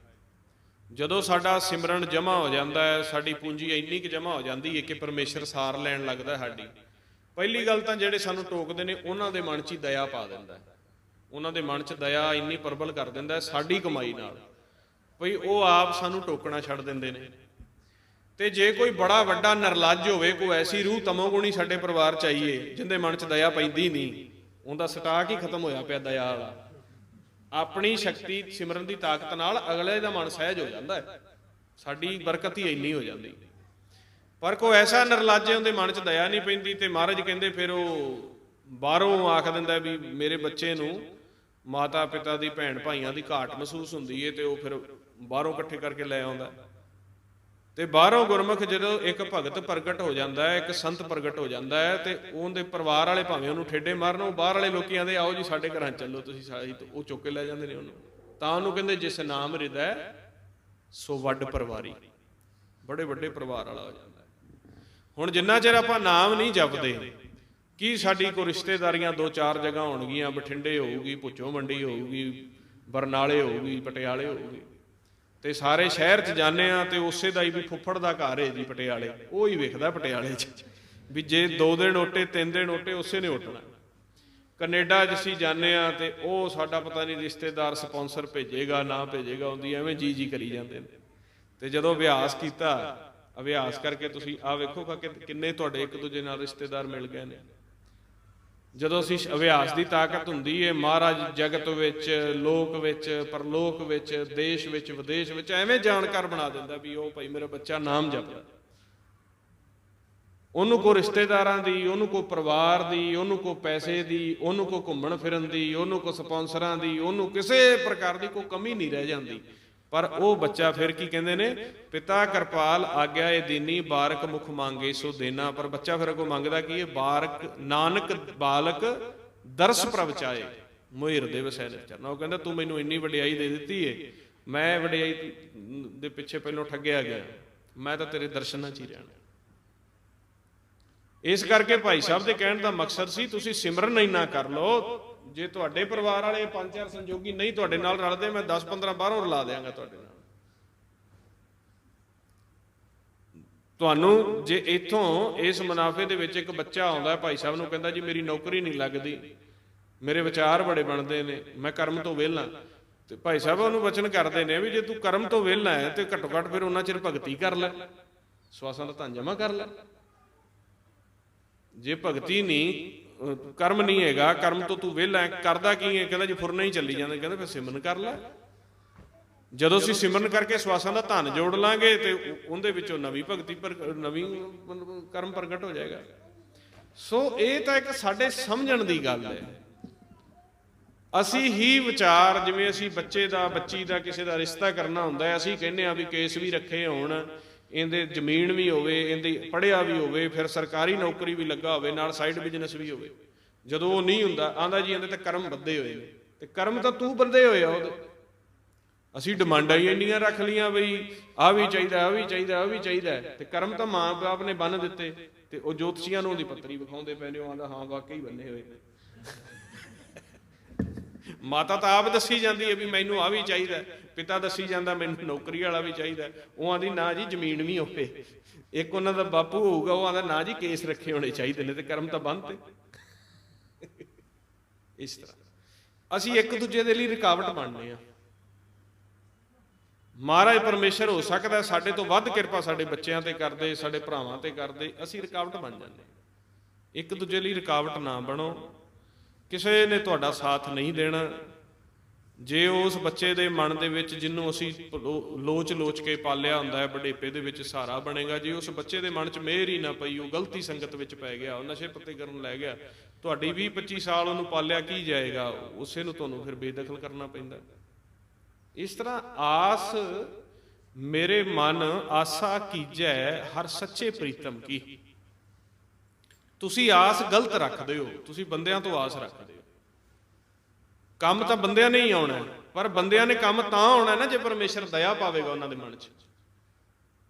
ਨਹੀਂ ਤਾਂ ਸਾਡੇ ਨਾਲ ਦੇ ਰਿਸ਼ਤੇਦਾਰ, ਸਾਡੇ ਘਰ ਪਰਿਵਾਰ ਦੇ ਹੀ ਸਾਡੇ ਅੰਗੇਸਟ ਹੋ ਜਾਂਦੇ ਨੇ। ਬੰਦਿਆਂ ਤੋਂ ਕੰਮ ਵੀ ਪਰਮੇਸ਼ਰ ਨੇ ਦਵਾਉਣਾ ਹੈ। ਪੈਸਾ, ਧੇਲਾ, ਨੌਕਰੀ ਸਾਰੀ ਪਰਮੇਸ਼ਰ ਨੇ ਹੀ ਦਵਾਉਣੀ ਹੈ। ਤੁਹਾਡਾ ਅਭਿਆਸ ਹੋਵੇਗਾ ਤੇ ਇਹ ਹੀ ਬੰਦੇ ਤੁਹਾਡੀ ਕਦਰ ਕਰਨਗੇ। ਤੁਹਾਡਾ ਅਭਿਆਸ ਹੋਵੇਗਾ, ਇਹ ਹੀ ਖੇਤੀਬਾੜੀ ਵੀ ਤੁਹਾਨੂੰ ਮੁਨਾਫਾ ਦੇਗੀ, ਇਹ ਹੀ ਤੁਹਾਡੇ ਸਾਈਡ ਬਿਜ਼ਨਸ ਵੀ ਚੱਲਣਗੇ। ਜੇ ਤੁਹਾਡਾ ਅਭਿਆਸ ਨਹੀਂ ਹੈਗਾ ਤੇ ਇਹੀ ਬੰਦੇ ਤੁਹਾਡੇ ਦੁਸ਼ਮਣ ਹੋ ਜਾਣਗੇ। ਜਿਵੇਂ ਜਿਵੇਂ ਪੂੰਜੀ ਖੱਟਦੀ ਜਾਏਗੀ, ਜਦੋਂ ਆਪਾਂ ਦੇਖੀਏ ਕੋਈ ਬੰਦਾ ਮੰਜੇ ਤੇ ਪੈ ਜਾਂਦਾ ਹੈ, ਲਗਾਤਾਰ ਉਹਦਾ ਮਲ ਮੂਤਰ ਸਾਫ਼ ਕਰਨਾ ਪੈਂਦਾ ਹੈ, ਤੇ ਸਾਲ 2 ਸਾਲ ਪਰਿਵਾਰ ਵਾਲੇ ਕਹਿੰਦੇ ਨੇ ਵੀ ਇਹਨੂੰ ਤੁਹਾਨੂੰ ਭਾਈ ਕੋਈ ਚੌਕੀ ਲਵੇ ਤੇ ਚੰਗੀ ਗੱਲ ਹੈ, ਸਾਨੂੰ ਤਾਂ ਇਹਨੇ ਬੰਨ ਕੇ ਰੱਖਤਾ। ਕਿਉਂ? ਪੂੰਜੀ ਖਤਮ ਹੋ ਗਈ ਸਾਡੀ। ਇਹ ਵਿਚਾਰਨ ਦੀਆਂ ਗੱਲਾਂ ਨੇ, ਤੁਸੀਂ ਇਹਨੂੰ ਕਹਾਣੀ ਨਾ ਸਮਝੋ। ਇਹ ਸਾਡਾ ਜਿਹੜਾ ਹੈਗਾ ਲਾਈਫ ਇਸ਼ੂਜ਼ ਨੇ। ਅਸੀਂ ਧੋਖਾ ਕਿਉਂ ਖਾਂਦੇ ਹਾਂ? ਅਸੀਂ ਹੱਦ ਤੋਂ ਵੱਧ ਆਸਾ ਮਨਸਾ ਆਪਦੇ ਮਨ 'ਚ ਰੱਖੀ ਹੋਈ ਹੈ। ਕਿਉਂ ਰੱਖੀ ਹੈ? ਵੀ ਮੈਂ ਜੋੜਾਂ। ਕਿਹਦੇ ਲਈ ਜੋੜਾਂ? ਅਗਲੀ ਪੀੜ੍ਹੀ ਲਈ ਜੋੜਾਂ। ਆਪਦੇ ਮੂੰਹੋਂ ਅਸੀਂ ਕਹਿੰਦੇ ਆ ਮੈਂ ਤਾਂ ਸਾਦੇ 'ਚ ਵੀ ਕਰ ਲਾਂਗਾ, ਕੱਲ ਨੂੰ ਬੱਚੇ ਦਾ ਕੀ ਬਣੇਗਾ, ਕੀ ਪਤਾ ਬੱਚਾ ਤੇਰੇ ਤੋਂ ਵੱਧ ਤਰੱਕੀ ਕਰ ਜਾਵੇ। ਤੇ ਹੋ ਸਕਦਾ ਜਿੰਨੀ ਤੂੰ ਜੋੜੀ ਹੈ ਬੱਚਾ ਐਸਾ ਮਲੰਗ ਬਣੇ ਉਹ ਸਾਰੀ 2 ਸਾਲਾਂ 'ਚ ਹੀ ਡਾ ਦੇ। ਇਹ ਕੋਈ ਜ਼ਿੰਮੇਵਾਰੀ ਥੋੜ੍ਹਾ ਨਾ ਕਿਸੇ ਦੀ। ਸੋ ਤੁਸੀਂ ਆਪਦੇ ਆਪ ਨੂੰ ਫਰੀਡਮ ਦੇ ਵਿੱਚ ਆਜ਼ਾਦੀ 'ਚ ਲੈ ਕੇ ਆਓ। ਦੂਜਿਆਂ ਨੂੰ ਵੀ ਆਜ਼ਾਦ ਕਰੋ ਤੇ ਅਭਿਆਸ ਕਰਾਓ। ਉਹਨਾਂ ਨੂੰ ਆਖੋ ਜੀ ਮੇਰੀ ਕੋਈ ਜ਼ਿੰਮੇਵਾਰੀ ਨਹੀਂ, ਮੈਂ ਇੱਕ ਜਿੰਨਾ ਕੁ ਮੇਰੇ ਤੋਂ ਹੋ ਸਕਦਾ ਮੈਂ ਤੇਰਾ ਕਰਦਾ, ਤੂੰ ਆਪਦਾ ਨਾਮ ਜਪ ਕੇ ਪਰਮੇਸ਼ਰ ਦੇ ਨਾਲ ਗੰਢ ਪਾ ਲਾ, ਉਹ ਹੀ ਦਿੰਦਾ ਸਾਰਿਆਂ ਨੂੰ। ਤੇ ਭਗਤੀ ਕਰ ਕਰਕੇ ਨਾਲੇ ਬੱਚਾ ਭਗਤੀ ਕਰਕੇ ਆਪ ਤਰਦਾ ਹੈ। ਜਦੋਂ ਉਹਦੀ ਭਗਤੀ ਦੇ ਭੰਡਾਰੇ ਜੁੜਦੇ ਨੇ, ਉਹਦੀ ਕੁੱਲ ਬਖਸ਼ੀ ਜਾਂਦੀ ਹੈ। ਉਹਦੇ ਭੈਣਾਂ ਭਰਾਵ ਸਾਰੇ, ਉਹਦੇ ਸਹੁਰਾ ਪਰਿਵਾਰ, ਦਾਦਕਾ ਨਾਨਕੇ ਪਰਿਵਾਰ ਦੀਆਂ 7-7 ਪੀੜ੍ਹੀਆਂ ਤਰ ਜਾਂਦੀਆਂ ਨੇ। ਭੈਣਾਂ ਭਾਈਆਂ ਦੀਆਂ ਵੀ ਗਾਂ ਦੀਆਂ ਗਾਂ। ਉਹਦੀ ਭਗਤੀ ਦਾ ਇੰਨਾ ਪ੍ਰਤਾਪ ਹੋ ਜਾਂਦਾ। ਤੇ ਗਾਂ ਦਰਗਾਹ ਦੇ ਵਿੱਚ ਵੀ ਉਹ ਆਪ ਵੀ ਬਖਸ਼ਿਆ ਜਾਂਦਾ, ਦੂਜਿਆਂ ਨੂੰ ਬਖਸ਼ਾ ਲੈਂਦਾ। ਤੇ ਜੇ ਹੋਰ ਭਗਤੀ ਕਰੇਗਾ ਤੇ ਇੰਨੇ ਭੰਡਾਰੇ ਹੋ ਜਾਂਦੇ ਨੇ, ਦੁਨਿਆਵੀ ਜੀਵਨ ਵੀ ਉਹਦਾ ਸੁਧਰ ਜਾਂਦਾ। ਇੱਕ ਸਿਮਰਨ ਦੀ ਇੰਨੀ ਤਾਕਤ ਹੈ, ਸਿਮਰਨ ਦੀ ਇੰਨੀ ਤਾਕਤ ਹੈ। ਪਰ ਸਾਡੇ ਅੰਦਰ ਕੀ ਹੈ ਵੀ ਸ਼ਰਾਬੀ ਸ਼ਰਾਬ ਨਹੀਂ ਛੱਡਣੀ ਚਾਹੁੰਦਾ ਤੇ ਦਵਾਈ ਵੀ ਖਾਈ ਜਾਂਦਾ ਹੈ। ਦਵਾਈ ਇਸ ਕਰਕੇ ਖਾਂਦਾ ਹੈ, ਕਹਿੰਦਾ ਭੋਰਾ ਲੀਵਰ ਠੀਕ ਹੋ ਜਾਏਗਾ, ਕੋਈ ਪੈਗ ਲਾਣ ਜੋਗੇ ਹੋ ਜਾਈਏ। ਕਈ ਸ਼ਰਾਬੀ ਐਸੇ ਹੁੰਦੇ ਨੇ, ਆਂਦਾ ਦਵਾਈ ਦਵਾ ਦਿਓ, ਮੈਨੂੰ ਤਾਂ ਇੰਨੀ ਕੁ ਦਵਾ ਦਿਓ ਵੀ ਬਸ 2 ਪੈਗ ਬਚਣ ਲੱਗ ਪੈਣ। ਇਸ ਤਰ੍ਹਾਂ ਅਸੀਂ ਉਹ ਹਾਂ। ਇੰਨਾ ਕੁ ਸਿਮਰਨ ਹੋਵੇ ਜੀ, ਘਰ ਵਿੱਚ ਸੁੱਖ ਸ਼ਾਂਤੀ ਹੋ ਜਾਵੇ, ਕਿਸੇ ਨੂੰ ਕੋਈ ਦਿੱਕਤ ਨਾ ਆਵੇ, ਬੱਚਿਆਂ ਦੇ ਕੰਮ ਰੁਕੇ ਪਏ ਨੇ, ਆ ਹੋਇਆ ਪਿਆ ਸਾਡਾ, ਬਸ ਇੰਨਾ ਕੁ ਸਿਸਟਮ ਚੱਲ ਪਵੇ। ਇੰਨਾ ਕੀ ਕਿਰਪਾ ਕਰ ਦਿਓ, ਵਾਧੂ ਨਹੀਂ ਸਾਨੂੰ ਚਾਹੀਦਾ। ਸੋ ਫਿਰ ਠੱਗੇ ਗਏ ਕਿ ਨਹੀਂ ਠੱਗੇ ਗਏ? ਮਹਾਰਾਜ ਕਹਿੰਦੇ ਨੇ ਵੀ ਮੈਂ ਤੈਨੂੰ ਬ੍ਰਹਮ ਬਿੰਦੈ ਤਿਸ ਦਾ ਬ੍ਰਹਮਤ ਰਹਿ, ਏਕ ਸ਼ਬਦ ਲਿਵ ਲਾਏ। ਮਹਾਰਾਜ ਕੀ ਦਾਵਾ ਕਰਦੇ ਨੇ ਜੀ? ਦੱਸੋ ਬਈ। ਏਕ ਸ਼ਬਦ ਲਿਵ ਲਾਏ, 18 ਸਿੱਧੀਆਂ ਬਾਅਦ ਚ। ਹਾਂ, ਸਿੱਧੀਆਂ ਤਾਂ ਆ ਜਾਣੇ। ਬ੍ਰਹਮ ਬਿੰਦੈ ਤਿਸ ਦਾ ਬ੍ਰਹਮਤ ਰਹਿ। ਗੁਰੂ ਨਾਨਕ ਸਾਹਿਬ ਝੂਠ ਮਾਰ ਸਕਦੇ ਆ? ਬ੍ਰਹਮ ਬਿੰਦੈ ਤਿਸ ਦਾ ਬ੍ਰਹਮਤ ਰਹੈ, ਏਕ ਸ਼ਬਦ ਲਿਵ ਲਾਏ, 9 ਨਿਧੀ 18 ਸਿੱਧੀ ਪਿੱਛੇ ਲੱਗੀਆਂ ਫਿਰੈ, ਜੋ ਹਰਿ ਹਿਰਦੇ ਸਦਾ ਵਸਾਏ। ਫਿਰ ਤੁਸੀਂ ਕਿਉਂ ਨਹੀਂ ਵਸਾਉਂਦੇ? ਤੁਸੀਂ ਕਿਉਂ ਨਹੀਂ ਵਸਾਉਂਦੇ? ਮਹਾਰਾਜ ਕਹਿੰਦੇ ਨੇ ਬ੍ਰਹਮ ਬਿੰਦੇ ਤਿਸ ਦਾ ਬ੍ਰਹਮਤ ਰਹਿ, ਏਕ ਸ਼ਬਦ ਲਿਵ ਲਾਏ, ਵੀ ਵੱਧੋ ਵੱਧ ਜਪਣਾ ਹੀ ਹੈ, ਮੈਂ ਕੋਈ ਗਿਆਨ ਨਹੀਂ ਗਿਣਦਾ। ਏਕ ਸ਼ਬਦ ਲਿਵ ਲਾਏ, 9 ਨਿਧੀ 18 ਸਿੱਧੀ ਪਿੱਛੇ ਲੱਗੀਆਂ ਫਿਰੈ, ਮੈਂ ਸਾਰੇ ਕਾਰਜ ਪੂਰੇ ਕਰ ਦਿਆਂਗਾ। ਫਿਰ ਤੁਸੀਂ ਕਿਉਂ ਨਹੀਂ ਕਰਦੇ? ਨਹੀਂ ਕਰਦੇ, ਇਹਦੇ 'ਚ ਕਸੂਰ ਕਿਸ ਦਾ? ਗੁਰਬਾਣੀ ਦਾਅਵਾ ਕਰਦੀ ਪਈ ਹੈ, ਵੇਦ ਪੁਰਾਣ ਦਾਅਵਾ ਕਰਦੇ ਪਏ ਨੇ, ਅਸੀਂ ਕਰਦੇ ਹੀ ਨਹੀਂ। ਨਾ ਕਰੋ ਫਿਰ, ਹੁਣ ਇਹਦੇ ਵਿੱਚ ਕੀ ਹੈ? ਮੈਂ ਸਤਿਗੁਰ ਪਿਆਰਾ ਕਿਆ ਕਰੇ, ਜੋ ਸਿੱਖਾਂ ਮੈਂ ਚੂਕ ਅੰਧਲੇ ਏਕ ਨਾ ਜਾਣੀ, ਜੋ ਬਾਸ ਵਜਾਈਏ ਫੂਕ। ਬਾਸ ਚੋਂ ਫੂਕਾਂ ਮਾਰੀ ਜਾਂਦੇ ਨੇ, ਇੱਕ ਦੀ ਗੱਲ ਨਹੀਂ ਪੁੱਛਦੇ। ਤੇ ਤੁਹਾਨੂੰ ਕਿਸੇ ਮਾਤਾ ਪਿਤਾ ਨੇ ਕੁਛ ਨਹੀਂ ਦੇਣਾ, ਇਹ ਇੱਕ ਸਹਾਰਾ ਹੁੰਦਾ ਹੈ, ਟਾਈਮ ਪਾਸ ਇਹਨਾਂ ਨਾਲ ਵਧੀਆ ਹੋ ਜਾਂਦਾ ਹੈ। ਪਰ ਚੱਕਰ ਕੀ ਬਣਦਾ? ਪਰਿਵਾਰ ਦੇ ਨਾਲ ਟਾਈਮ ਪਾਸ ਕਰਦਿਆਂ ਕਰਦਿਆਂ ਇਹਨਾਂ ਨਾਲ ਮੋਹ ਪੈ ਜਾਂਦਾ। ਫਿਰ ਉਹ ਆਪ ਦਾ ਸਫ਼ਰ ਮੁਕਾ ਕੇ ਜਦੋਂ ਜਾਂਦੇ ਨੇ, ਉਹ ਮੋਹ ਦੀਆਂ ਤੰਦਾਂ ਹੀ ਵਾਰੀ ਵਾਰੀ ਯਾਦ ਆਉਂਦੀਆਂ ਨੇ। ਬਾਪੂ ਐ ਹੁੰਦਾ ਸੀ, ਅੱਜ ਮੈਂ ਬਾਪੂ ਨੂੰ ਆਹ ਕਰਕੇ ਵਿਖਾਉਣਾ ਸੀ, ਅੱਜ ਮੈਂ ਦਾਦੇ ਨੂੰ ਕਾਰ ਕਰ ਦੇ ਦੇਣੀ ਸੀ, ਅੱਜ ਮੈਂ ਆਹ ਕਰ। ਇਹ ਕੀ ਗੱਲਾਂ ਨੇ? ਕੋਈ ਮਾਇਨੇ ਰੱਖਦੀਆਂ ਗੱਲਾਂ। ਇਹਨਾਂ ਚੀਜ਼ਾਂ 'ਚ ਤੁਸੀਂ ਬਾਹਰ ਆ ਜਾਓ। ਇੱਕ ਦੂਜੇ ਦੇ ਵਿੱਚ ਜਿਹੜੇ ਤੁਹਾਡੇ ਵਿਚਾਰ ਫੁਰਨੇ ਨੇ, ਬਾਹਰ ਆ ਜਾਓ। ਤੁਸੀਂ ਵੇਖੋ, ਸਿਮਰਨ ਵੀ ਥੋੜਾ ਲੱਗੇਗਾ, ਇੰਨਾ ਆਨੰਦ ਬਣੇਗਾ। ਹੋਰ ਕੀ ਗੱਲਾਂ ਤੰਗ ਕਰਦੀਆਂ ਨੇ? ਹੋਰ ਤਾਂ ਕੋਈ ਰੁਕਾਵਟ ਹੀ ਹੈ ਨਹੀਂ। ਵਾਹਿਗੁਰੂ ਜੀ ਸਾਨੂੰ ਜਦੋਂ ਹੈਲਥ ਵੈਲਥ ਸਭ ਕੁਝ ਦਿੱਤਾ ਹੋਇਆ ਹੈ, ਪਰ ਜਦੋਂ ਅਸੀਂ ਅੱਖਾਂ ਬੰਦ ਕਰਦੇ ਹਾਂ ਤੇ ਉਹ ਹੀ ਚੱਲ ਪੈਂਦੀਆਂ ਨੇ, ਉਹ ਗੱਲਾਂ ਚੱਲਦੀਆਂ, ਉਹੀ ਰੁਕਾਵਟ ਹੈ। ਤੇ ਉਹੀ ਸਾਡੇ ਅੱਗੇ ਬੈਜ ਲੱਗੇ ਹੋਏ ਆ ਸਾਰੇ, ਉਹ ਸਾਨੂੰ ਗਾਂਹ ਨਹੀਂ ਨਿਕਲੂਗੀ। ਵਿਚਾਰ ਹੀ ਰੁਕਾਵਟ, ਇਹੀ ਵਿਚਾਰ ਰੁਕਾਵਟ ਨੇ। ਸੋ ਕੱਲਾ ਗੁਰਮੰਤਰ ਕਰਕੇ ਤੁਹਾਡੇ ਫੁਰਨੇ ਨਹੀਂ ਖਤਮ ਹੋਣੇ। ਤੁਸੀਂ ਵਿਚਾਰ ਕੇ ਤਾਂ ਦੇਖੋ ਨਾ, ਵੀ ਇਹ ਆਸਾ ਮਨਸਾ ਕ੍ਰੋਧ ਮੈਨੂੰ ਆਉਂਦਾ ਕਿਉਂ ਹੈ? ਵੀ ਮੈਨੂੰ ਆ ਗੱਲ ਜਦੋਂ ਮੇਰੇ ਅੰਦਰ ਚੱਲ ਪੈਂਦੀ ਹੈ ਨਾ, ਫਿਰ ਮੈਨੂੰ ਖਿਜ ਵੀ ਆਉਂਦੀ। ਕ੍ਰੋਧ ਆਸਾ ਮਨਸਾ ਹੈ ਫਿਰ, ਤੇ ਆਸਾ ਮਨਸਾ ਦੂਤਾਂ ਦੀਆਂ ਭੈਣਾਂ ਨੇ, ਆਵੇਗਾ ਹੀ ਕ੍ਰੋਧ। ਫਿਰ ਉਹ ਕਿਉਂ ਆਉਂਦੀ ਹੈ? ਵੀ ਮੈਨੂੰ ਆਹ ਗੱਲ ਸੀ, ਤੂੰ ਫਿਰ ਉਹਨੂੰ ਪਰਮੇਸ਼ਰ ਦੀ ਕਹਾਣੀ ਸਮਝਾਉਂਦੇ ਨੇ, ਤੂੰ ਇਸ ਤਰ੍ਹਾਂ ਕਰਕੇ ਸਾਰਾ ਜੀਵਨ ਜਿਹੜਾ ਹੈ ਖਰਾਬ ਕਰ ਲਿਆ। ਤੇ ਆਹ ਵੇਖ, ਤੂੰ ਇੱਥੋਂ ਪ੍ਰਗਟ ਹੋਇਆ, ਇਸ ਸੰਸਾਰ 'ਚ ਖੇਡਣ ਆਇਆ, ਤੂੰ ਜ਼ਿੰਮੇਵਾਰੀ ਨਾ ਚੁੱਕ ਕਿਸੇ ਦੀ, ਆਪ ਦੀ ਜ਼ਿੰਮੇਵਾਰੀ ਚੁੱਕ ਲੈ। ਬੜੀ ਵੱਡੀ ਗੱਲ ਏ, ਆਪ ਦੀ ਚੱਕ ਲਵੇਂ, ਆਪਦੇ ਵਿਚਾਰ ਖਤਮ ਕਰਕੇ ਤੇ ਸਹਿ ਚਲਿਆ ਕਰ। ਫਿਰ ਉਹਨੂੰ ਸਮਝਾਉਂਦੇ। ਫਿਰ ਮਹਾਰਾਜ ਕਹਿੰਦੇ ਮਾਇਆ ਡੋਲੇ ਬਹੁ ਵਿਧੀ, ਮਨ ਲਪਟਿਓ ਤੇ ਸੰਗ। ਫਿਰ ਜਾ ਕੇ ਜੱਫੀ ਪਾ ਲਿਆ। ਨਹੀਂ, ਉਹ ਤਾਂ ਗੱਲ ਠੀਕ ਹੈ ਜੀ, ਥੋੜਾ ਜਿਹਾ ਇੱਕ ਵਾਰੀ ਕਰ ਇੰਨਾ ਕੰਮ ਕਰਾ ਦਿਓ ਮੇਰਾ, ਇਹਦਾ ਵੀਜ਼ਾ ਲੱਗ ਜਾ, ਮੈਂ ਸੁਰਖਰੂ ਹੋ ਜਾ, ਫਿਰ ਮੈਂ ਜਪਾਂ। ਇਹਨੂੰ ਬਾਹਰ ਭੇਜ ਦਿਓ ਇੱਕ ਵਾਰੀ, ਫਿਰ ਮੈਂ ਜਪ ਲਾਂਗਾ। ਇੰਨੀ ਕਰ ਦਿਓ।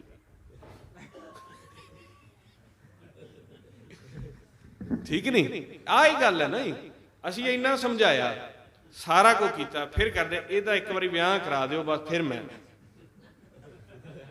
ਮੈਂ ਤੁਹਾਡੇ ਨਾਲ ਹੀ ਆ, ਜਿੱਥੇ ਆਖੋਗੇ ਆਪਾਂ ਤੁਰੇ ਫਿਰਾਂਗੇ। ਕੀ ਕਰਨਾ ਹੈ ਫਿਰ?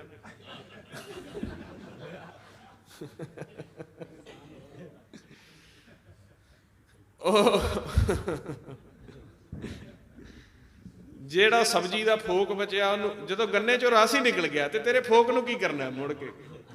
ਰਸ ਤਾਂ ਹੁਣ ਛੱਡ ਕੇ ਆਉਂਦਾ ਵਿਖੇਗਾ, ਤੇ ਕਲਗੀਆਂ ਵਾਲੇ ਨੂੰ ਕੋਈ ਭਰੋਸਾ ਵੀ ਹੋਵੇਗਾ ਵੀ ਦੇ ਭਾਈ ਪਰਿਵਾਰ ਛੱਡ ਕੇ ਆਇਆ, ਸਾਰੇ ਕਰਕੇ ਆਏ। ਜਦੋਂ ਵੀਜੇ ਲੱਗ ਗਏ, ਗੰਨੇ ਚੋਂ ਫੋਕ ਹੀ ਨਿਕਲ ਗਿਆ, ਫਿਰ ਤੈਨੂੰ ਕਰਨਾ ਵੀ ਕੀ ਹੈ? ਜਿਹੜੇ ਪਰਚੇ ਨੇ, ਪਰਚੇ ਤਾਂ ਹੁਣ ਪਾਰ ਕਰਨੇ ਨੇ। ਹੁਣ ਤੂੰ ਆਣਾ ਮਾੜੀ ਜੀ ਕਰਦੇ, ਥੋੜੀ ਜੀ ਕਰਦੇ, ਨਹੀਂ ਨਹੀਂ ਨਹੀਂ, ਇੰਨੀ ਕਰੋ, ਆਹ ਮੇਰੇ ਹੱਥ ਬੰਨੇ ਨੇ, ਸੇਵਾ ਪਾਣੀ ਪੂਰਾ ਕਰਾਂਗੇ, ਤੁਹਾਨੂੰ ਜੋ ਆਖੋਗੇ। ਇਸ ਕਰਕੇ ਸਾਡੀਆਂ ਮਾੜੀਆਂ ਆਦਤਾਂ ਨੇ। ਇਹ ਪਰਚਾ ਹੁੰਦਾ ਹੈ, ਜਿਹੜੀ ਰੁਕਾਵਟ, ਪਰਚਾ। ਜਿਹੜਾ ਪਰਿਵਾਰ ਹੈ, ਸਾਡੇ ਪਰਚੇ ਹੀ ਫਿਰਦੇ ਨੇ, ਆ ਪਰਚੇ ਤੁਰੇ ਫਿਰਦੇ ਨੇ, ਇਹ ਜਮ ਨੇ। ਤੁਸੀਂ ਇੱਥੋਂ ਇੰਨਾ ਨਾਮ ਜਪਿਆ, ਇੰਨੀ ਤੁਸੀਂ ਸਹਿਜ ਵਿੱਚ ਆਪਦੇ ਘਰ ਦੀ ਗੱਲ ਸੁਣੀ, ਜਦੋਂ ਤੁਸੀਂ ਘਰਾਂ 'ਚ ਜਾਓਗੇ, ਇਹਨਾਂ ਤੁਹਾਡੇ ਫਿਰ ਡਾਲੇ ਲਾ ਲੈਣੇ ਆ ਸਾਰੇ। ਕੀ ਕਰਨਾ ਹੈ ਬਈ? ਉਹ ਕੰਮ ਪਿਆ ਸੀ, ਤੂੰ ਆਇਆ ਨਹੀਂ, ਤੂੰ ਆ ਵੀ ਤਾਂ ਕਰਨਾ ਸੀ, ਉਹ ਵੀ। ਵੇਖੋ, ਤੁਸੀਂ ਪਰਮੇਸ਼ਰ ਦੇ ਘਰ 'ਚੋਂ ਇੱਥੇ ਆਏ ਹੋਏ ਹੋ, ਤੁਸੀਂ ਇਹਨਾਂ ਕਰਕੇ ਥੋੜ੍ਹਾ ਨਾ ਆਏ ਹੋ। ਇਹਨਾਂ ਨਾਲ ਤੁਹਾਨੂੰ ਜੋੜਿਆ ਗਿਆ ਥੋੜਾ ਸਮਾਂ, ਤੇ ਇਹਨਾਂ ਨੂੰ ਤੁਸੀਂ ਮਨ ਦੇ ਵਿੱਚ ਵਸਾ ਕੇ, ਇਹ ਆਪ ਦੀਆਂ ਜੂਨਾਂ 'ਚ ਚਲੇ ਜਾਣਗੇ, ਤੁਹਾਡੇ ਫੁਰਨੇ ਬਣਾ ਜਾਣਗੇ। ਤੁਸੀਂ ਅੱਗੇ ਫਿਰ ਆਓਗੇ, ਫਿਰ ਕੋਈ ਨਵਾਂ ਹੋਰ ਟੱਬਰ ਮਿਲ ਜਾਏਗਾ, ਹੋਰ ਟੱਬਰ ਮਿਲ ਜਾਏਗਾ, ਹੋਰ ਟੱਬਰ ਮਿਲ ਜਾਏਗਾ। ਇਹ ਕੀ ਹੋਇਆ?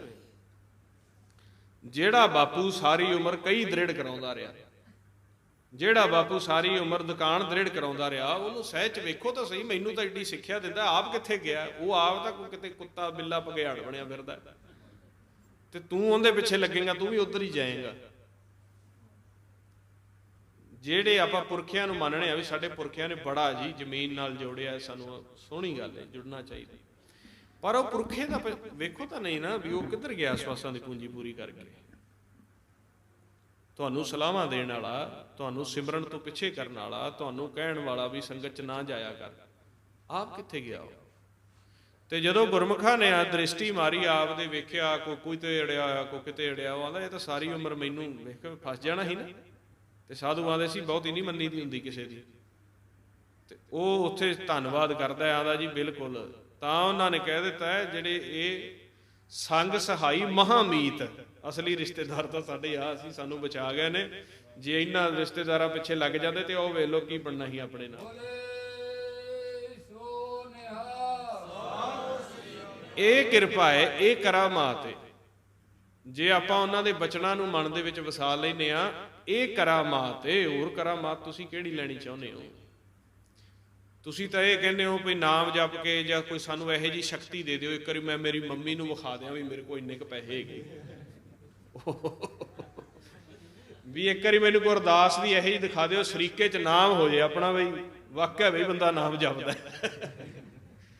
ਇਹ ਕਰਾਮਾਤ ਨਹੀਂ ਹੁੰਦੀ। ਕਰਾਮਾਤ ਹੋਵੇ ਜਪਦਿਆਂ ਜਪਦਿਆਂ ਐਸਾ ਗਿਆਨ ਪ੍ਰਾਪਤ ਕਰ ਗਿਆ ਵੀ ਸਾਰਿਆਂ ਤੋਂ ਮੋਹ ਟੁੱਟ ਗਿਆ ਤੁਹਾਡਾ। ਇਹਨਾਂ ਨਾਲ ਰਹਿਵਾਂਗੇ ਆਪਾਂ, ਪਰ ਪਲੇਅਰ ਬਣ ਕੇ ਇਹਨਾਂ ਨਾਲ ਖੇਡਣਾ, ਆਪਾਂ ਗਾਹਕ ਬਣ ਕੇ ਖੇਡਣਾ। ਇਹ ਨਾਲ ਨਹੀਂ ਜਾਣਗੇ, ਨਾ ਸਾਡੇ ਨਿਭਣਗੇ। ਸਾਡੇ ਨਾਲ ਇਹਨਾਂ ਦੀਆਂ ਅਟੈਚਮੈਂਟਸ ਰਹਿਣਗੀਆਂ, ਉਹ ਨਿਭਾਉਣੀਆਂ।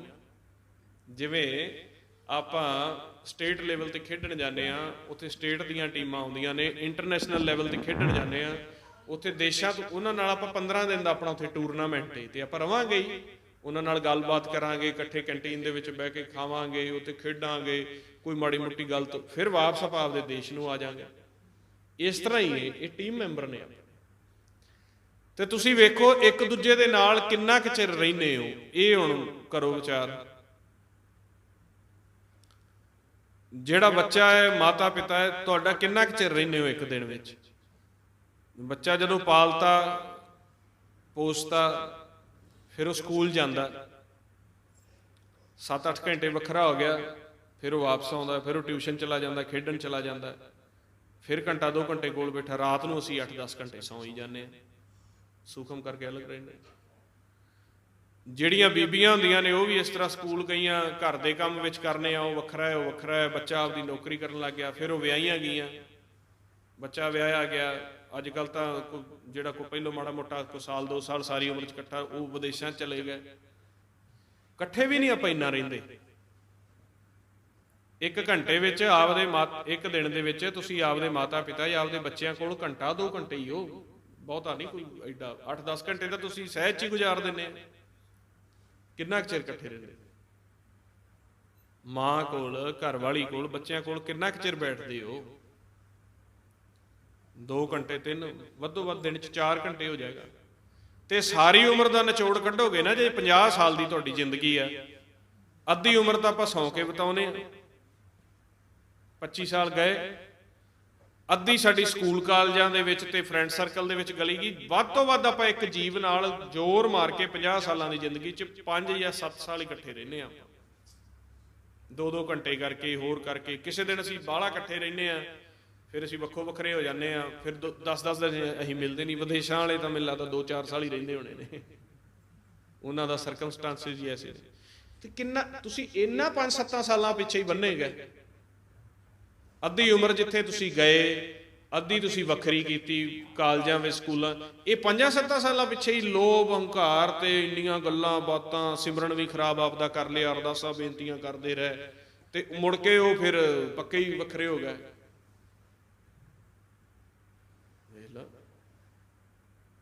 ਇੰਨੀ ਗੱਲ। 3 ਸਾਲ ਤੱਕ ਤਾਂ ਆਪਾਂ ਨੂੰ ਸੁੱਧ ਬੁੱਧ ਹੀ ਨਹੀਂ ਨਾ ਹੁੰਦੀ ਵੀ ਮੈਂ ਕਿੰਨੇ ਮੈਨੂੰ ਚੁੱਕਿਆ, ਕਿੰਨੇ ਨਹੀਂ ਚੁੱਕਿਆ। ਜਦੋਂ ਸੁੱਧ ਬੁੱਧ ਆਉਂਦੀ, ਸਕੂਲ ਜਾਣ ਲੱਗ ਜਾਂਦੇ ਆ।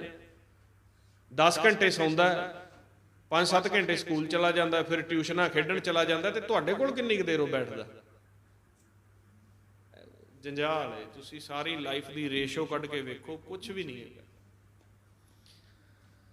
ਸੋ ਜਦੋਂ ਸਾਡੇ ਵਿਚਾਰ ਟੁੱਟ ਗਏ, ਇਹ ਗੱਲਾਂ ਨਾਲ ਸਹਿਮਤ ਹੋ ਕੇ, ਨਹੀਂ ਇਹ ਕਥਾ ਨਹੀਂ ਹੈਗੀ, ਇਹ ਤੁਹਾਨੂੰ ਜੀਵਨ ਜਾਂਚ ਦਾ ਮੈਂ ਇੱਕ ਗੱਲਬਾਤ ਦੱਸਦਾ ਪਿਆ ਜਿਹੜੀ ਤੁਸੀਂ ਨਹੀਂ ਵਿਚਾਰਦੇ। ਤੇ ਕਮਲਿਆਂ ਦੀ ਨਿਆਈ ਅਸੀਂ ਇੱਕ ਦੂਜੇ ਨੂੰ ਵਿਚਾਰਾਂ 'ਚ ਵਸਾ ਕੇ ਤੇ ਅਸੀਂ ਫਸੇ ਨੇ। ਇਹ ਸਾਰਾ ਕਹੋ ਕਬੀਰ ਪੰਚੋਂ ਕਾ ਝਗੜਾ ਝਗੜਤ ਜਨਮ। ਹੁਣ ਇਸ ਝਗੜੇ ਤੋਂ ਬਾਹਰ ਹੋ ਜਾਓ, ਅਭਿਆਸ ਕਰੋ। ਮਹਾਰਾਜ ਕਹਿੰਦੇ ਤੂੰ ਤਾਂ ਕਹਿੰਦਾ ਲੱਤ ਗੋਡਾ ਠੀਕ ਕਰ ਦੇ, ਮੈਂ ਤੇਰੀ ਕੁੱਲ ਤਾਰ ਦਿਆਂਗਾ। ਤੂੰ ਤਾਂ ਕਹਿੰਦਾ ਮੈਂ ਲੱਤ ਗੋਡਾ ਠੀਕ ਕਰ ਦੇ। ਮਹਾਰਾਜ ਕਹਿੰਦੇ ਪ੍ਰਹਲਾਦ ਜਾਣ ਕੇ ਇੱਕ ਹੀ ਕੁੱਲ ਉਧਾਰੇ, ਮੈਂ ਕੁੱਲਾਂ ਤਾਰ ਦਿਆਂਗਾ ਤੇਰੀਆਂ। ਬੋਲੋ ਹੋਰ ਕੀ ਚਾਹੀਦਾ? ਠੀਕ ਹੈ ਕਿ? ਸੋ ਇਸ ਕਰਕੇ ਆਪਾਂ ਅਭਿਆਸ ਕਰੀਏ।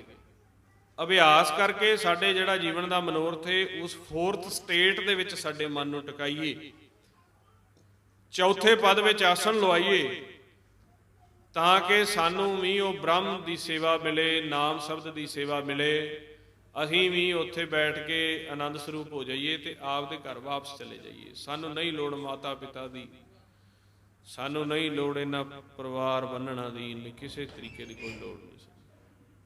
ਹਾਂ, ਇੰਨੀ ਬੇਨਤੀ ਜ਼ਰੂਰ ਕਰ ਦਿੰਦੇ ਨੇ ਵੀ ਜਿੰਨਾ ਚਿਰ ਅਸੀਂ ਇੱਥੇ ਹੈਗੇ ਹਾਂ ਅਸੀਂ ਤੁਹਾਡੀ ਉਸਤਤ ਕਰਨੀ ਚਾਹੁੰਦੇ ਹਾਂ, ਗੁਣ ਗਾਉਣੇ ਚਾਹੁੰਦੇ ਹਾਂ, ਉਨੀ ਹੀ ਕਿਰਪਾ ਕਰੀ ਜਾਇਆ ਜੇ। ਸਾਡਾ ਟਾਈਮ ਪਾਸ ਨਹੀਂ ਹੁੰਦਾ। ਜਦੋਂ ਭਗਤ ਇੱਕ ਬੰਦਾ ਬਣ ਜਾਂਦਾ ਹੈ, ਉਹਦਾ ਮਨ ਵਿੰਨਿਆ ਜਾਂਦਾ ਸ਼ਬਦ ਨਾਲ, ਉਹ ਦੂਜਿਆਂ ਨਾਲ ਤਾਂ ਹੁਣ ਗੱਲਬਾਤ ਕਰਨ ਜੋਗਾ ਨਹੀਂ। ਕੀ ਕਰੇਗਾ ਦੂਜਿਆਂ ਨਾਲ ਉਹ ਗੱਲ? ਉਹਨੂੰ ਪਤਾ ਹੈ ਵੀ ਇਹ ਨਿੰਦਿਆ ਚੁਗਲੀ ਦਵੈਤ ਹੈ। ਫਿਰ ਉਹ ਮਹਾਰਾਜ ਨੂੰ ਕਹਿੰਦਾ ਹੈ ਜੀ ਮੈਂ ਤਾਂ ਹੁਣ ਇੱਥੇ ਗੱਲਬਾਤ ਕਿਹਦੇ ਨਾਲ ਕੀ ਕਰਾਂ, ਜੋ ਦਿਸੈ ਸੋ ਜਿਹਨੂੰ ਮੈਂ ਸੁਣਾਣਾ। ਤੇ ਉਹ ਆਪਦੇ ਦੁੱਖ ਮੈਨੂੰ ਸੁਣਾਉਣ ਲੱਗਦਾ ਤੇ ਨਾਲੇ ਕਹਿੰਦਾ ਯਾਰ ਤੂੰ ਤਾਂ ਪਾਠ ਪੂਠ ਕਰਨਾ, ਮੇਰੀ ਅਰਦਾਸ ਕਰ। ਇੰਨੀ ਕੁ ਕਿਰਪਾ ਕਰਦੇ ਵੀ ਮੇਰੇ ਜਿਹੜੇ ਸੰਜੋਗੀ ਨੇ ਨਾ ਉਹ ਮੈਨੂੰ ਮਿਲਾ ਦੇ। ਫਿਰ ਉਹ ਹੌਲੀ ਹੌਲੀ ਕਿਰਪਾ ਕਰਦੇ ਨੇ, ਹੌਲੀ ਹੌਲੀ ਉਹ ਹੰਸਾਂ ਨੂੰ ਇੱਕ ਪਾਸੇ ਇਕੱਠਾ ਕਰਦੇ ਨੇ ਤੇ ਉਹਨਾਂ ਨੂੰ ਉਹ ਫਿਰ ਆਪਦੇ ਬੰਦਿਆਂ ਨਾਲ ਹੀ ਉਹ ਖੁਸ਼ ਰਹਿੰਦੇ ਨੇ। ਗੁਰਮੁਖ ਜਿਹੜੇ ਹੁੰਦੇ ਨਾ ਉਹ ਗੁਰਮੁਖਾਂ ਨਾਲ ਹੀ ਖੁਸ਼ ਰਹਿੰਦੇ ਨੇ। ਉਹ ਫਿਰ ਇੱਕ ਦੂਜੇ ਨਾਲ ਵਿਚਾਰਾਂ ਕਰਦੇ ਨੇ, ਅਭਿਆਸ ਕਰਦੇ ਨੇ, ਹੌਲੀ ਹੌਲੀ ਉਹ ਆਪਦੇ ਸੰਜੋਗੀ ਵਧਾਈ ਜਾਂਦੇ ਨੇ ਪ੍ਰਚਾਰ ਕਰਕੇ। ਇਸ ਕਰਕੇ ਉਹ ਆਪ ਦਾ ਜਨਮ ਸੁਹੇਲਾ ਕਰਦੇ ਨੇ ਵੀ ਸਾਡਾ ਸੋਹਣਾ ਟਾਈਮ ਲੰਘ ਜਾਏ। ਪਤਾ ਤਾਂ ਲੱਗ ਹੀ ਗਿਆ ਕਿਰਪਾ ਤਾਂ ਸਾਰੀ ਤੁਸੀਂ ਕਰਨੀ, ਕਾਰਜ ਤੁਹਾਡਾ ਹੈ, ਜੋ ਵੀ ਇੱਥੇ ਕਰਨਾ ਸਾਡੇ ਤੋਂ ਕਰਾ ਲੈਣਾ। ਬਸ ਫਿਰ ਇੰਨੀ ਖੇਡ ਰਹਿ ਜਾਂਦੀ ਹੈ। ਕਿਸੇ ਲਈ ਉਹ ਕੁਛ ਵੀ ਨਹੀਂ ਮੰਗਦੇ, ਜੋ ਉਹਨਾਂ ਨੂੰ ਕਹਿੰਦਾ ਵੀ ਸਾਨੂੰ ਆ ਚਾਹੀਦਾ ਉਹਨੂੰ ਅਭਿਆਸ ਨਾਲ ਜੋੜ ਦਿੰਦੇ ਨੇ। ਬਸ ਆਪ ਮੁਕਤ ਕਰੇ ਸੰਸਾਰ, ਸੰਸਾਰ ਨੂੰ ਮੁਕਤ ਕਰਦੇ ਨੇ, ਉਹ ਬੰਨਣ 'ਚ ਨਹੀਂ ਪਾਉਂਦੇ। ਇਹ ਨਹੀਂ ਸੰਸਾਰ ਨੂੰ ਕਹਿੰਦੇ ਤੁਸੀਂ 5 ਪਾਠ ਕਰ ਦਿਓ ਤੁਹਾਡੀ ਆਹ ਅਰਦਾਸ ਪੂਰੀ ਹੋ ਜਾਏਗੀ, ਤੁਸੀਂ ਇੰਨੀਆਂ ਮਾਲਾ ਫੇਰ ਦਿਓ ਤੇ ਆਹ ਅਰਦਾਸ ਪੂਰੀ ਹੋਵੇਗੀ। ਇਹ ਤਾਂ ਫਿਰ ਤੁਸੀਂ ਬੰਨਣਾ 'ਚ ਪਾਤਾ ਅਗਲੇ ਨੂੰ। ਅਗਲੇ ਨੂੰ ਕਹਿ ਤੂੰ ਮੰਗਦਾ ਕਿਉਂ ਆ? ਵੀ ਤੂੰ ਜ਼ਿਆਦਾ ਜ਼ਿੰਮੇਵਾਰੀ ਹੈ ਤੈਨੂੰ ਸੰਸਾਰ ਦੀ। ਤੂੰ ਅਭਿਆਸ ਕਰ ਤੇ ਜਿਹੜੇ ਤੇਰੇ ਪਰਿਵਾਰ ਦੇ ਉਹਨੂੰ ਵੀ ਅਭਿਆਸ ਕਰਾ ਦੇ। ਪਰਮੇਸ਼ਰ ਦੇਣ ਵਾਲਾ ਉਹ ਆਪੇ ਦੇਵੇਗਾ। ਤੂੰ ਕਾਹਦੇ ਲਈ ਜ਼ਿੰਮੇਵਾਰ ਬਣਿਆ? ਜਾਮਣ ਕਾਹਦੇ ਲਈ ਬਣਿਆ? ਉਹਦੇ ਦੁੱਖ ਤੂੰ ਭੋਗ ਲਏਗਾ। ਆਪ ਮੁਕਤ ਕਰੇ ਸੰਸਾਰ, ਸੰਸਾਰ ਨੂੰ ਵੀ ਮੁਕਤ ਕਰੀਦਾ ਹੁੰਦਾ ਹੈ, ਉਹਨਾਂ ਨੂੰ ਬੰਨਣਾ 'ਚ ਨਹੀਂ ਪਾਈਦਾ। ਤੇ ਜੇ ਤੁਹਾਡੀ ਗੱਲ ਨਾਲ ਕੋਈ ਨਹੀਂ ਸਹਿਮਤ ਹੁੰਦਾ ਵੀ ਸਿਮਰਨ ਕਰਨ ਨਾਲ ਨਹੀਂ ਹੁੰਦਾ, ਹੁਣ ਕਹ ਠੀਕ ਹੈ ਜੀ ਸਤਿ ਸ੍ਰੀ ਅਕਾਲ। ਮਨ ਮਾਨੈ ਲੋਕ ਨਾ ਭਤੀਜੈ, ਨਾ ਭਤੀਜੇ ਤੋ ਕਹਿ ਗਈ। ਤੇਰਾ ਮਨ ਮੰਨ ਗਿਆ ਸ਼ਬਦ ਦੇ ਪ੍ਰਤੀ, ਪਰ ਦੂਜਾ ਕਹਿੰਦਾ ਜੀ ਨਹੀਂ ਮੈਨੂੰ ਤਾਂ ਕੁਛ ਹੋਰ। ਕਈ ਵਾਰੀ ਸਾਨੂੰ ਵੀ ਗੁਰਮੁਖ ਕਹਿੰਦੇ ਕੋਈ ਗੁਰਬਾਣੀ ਦਾ ਸ਼ਬਦ ਦੱਸੋ ਜੀ ਮਨੋਕਾਮਨਾ ਵਾਲਾ। ਮੈਂ ਕਿਹਾ ਸ਼ਬਦ ਵਾਹਿਗੁਰੂ ਹੀ ਹੈ। ਜੇ ਉਹਨਾਂ ਦਾ ਨਹੀਂ ਮਨ ਮੰਨਦਾ, ਨਹੀਂ ਨਾ ਭਤੀਜੇ ਤੋ ਕਿਆ ਕੀਜੇ, ਨਹੀਂ ਕਰਦੇ ਤੇ ਨਾ ਸਹੀ। ਠੀਕ ਹੈ ਨੀ? ਮਹਾਰਾਜ ਕਹਿੰਦੇ ਲੋਗਨ ਸਿਓ ਮੇਰਾ ਠਾਠਾ ਬਾਗਾ। ਆਂਦਾ ਬਹੁਤ ਹੀ ਨਹੀਂ ਸਾਡੀ ਲੋਕਾਂ ਨਾਲ ਬਣਦੀ, ਬਸ ਉਹਨਾਂ ਮਾੜਾ ਮੋਟਾ ਹੀ ਇਹੀ ਰੱਖਦੇ ਆ। ਜੇ ਕੋਈ ਜਿੰਨਾ ਸਹਿਮਤ ਸਾਡੇ ਨਾਲ ਹੁੰਦਾ ਠੀਕ ਹੈ, ਨਹੀਂ ਹੁੰਦਾ ਨਾ ਸੀ। ਇਸ ਤਰ੍ਹਾਂ ਏਕ ਪਿਰ ਜਾ ਕੇ ਮਨ ਵਸੈ। ਤੁਸੀਂ ਆਪਦੇ ਤਾਂ ਹੀ ਤੁਹਾਡੀ ਭਗਤੀ ਹੋਵੇਗੀ, ਨਹੀਂ ਤਾਂ ਨਹੀਂ ਹੋਣੀ। ਤੁਸੀਂ ਇਹ ਜਿਹੜਾ ਕਹਿੰਦੇ ਜੇ ਨਾ ਵੀ ਆਪਾਂ ਧੰਦੇ ਨਿਬੇੜ ਲਈਏ, ਆਹ ਸਾਡੀਆਂ ਇੱਛਾਵਾਂ ਹੋ ਜਾਣ, ਫਿਰ ਅਸੀਂ ਕੁਛ ਨਹੀਂ ਹੋਣਾ। ਐਵੇਂ ਟਾਈਮ ਵੇਸਟ ਨਾ ਕਰੋ।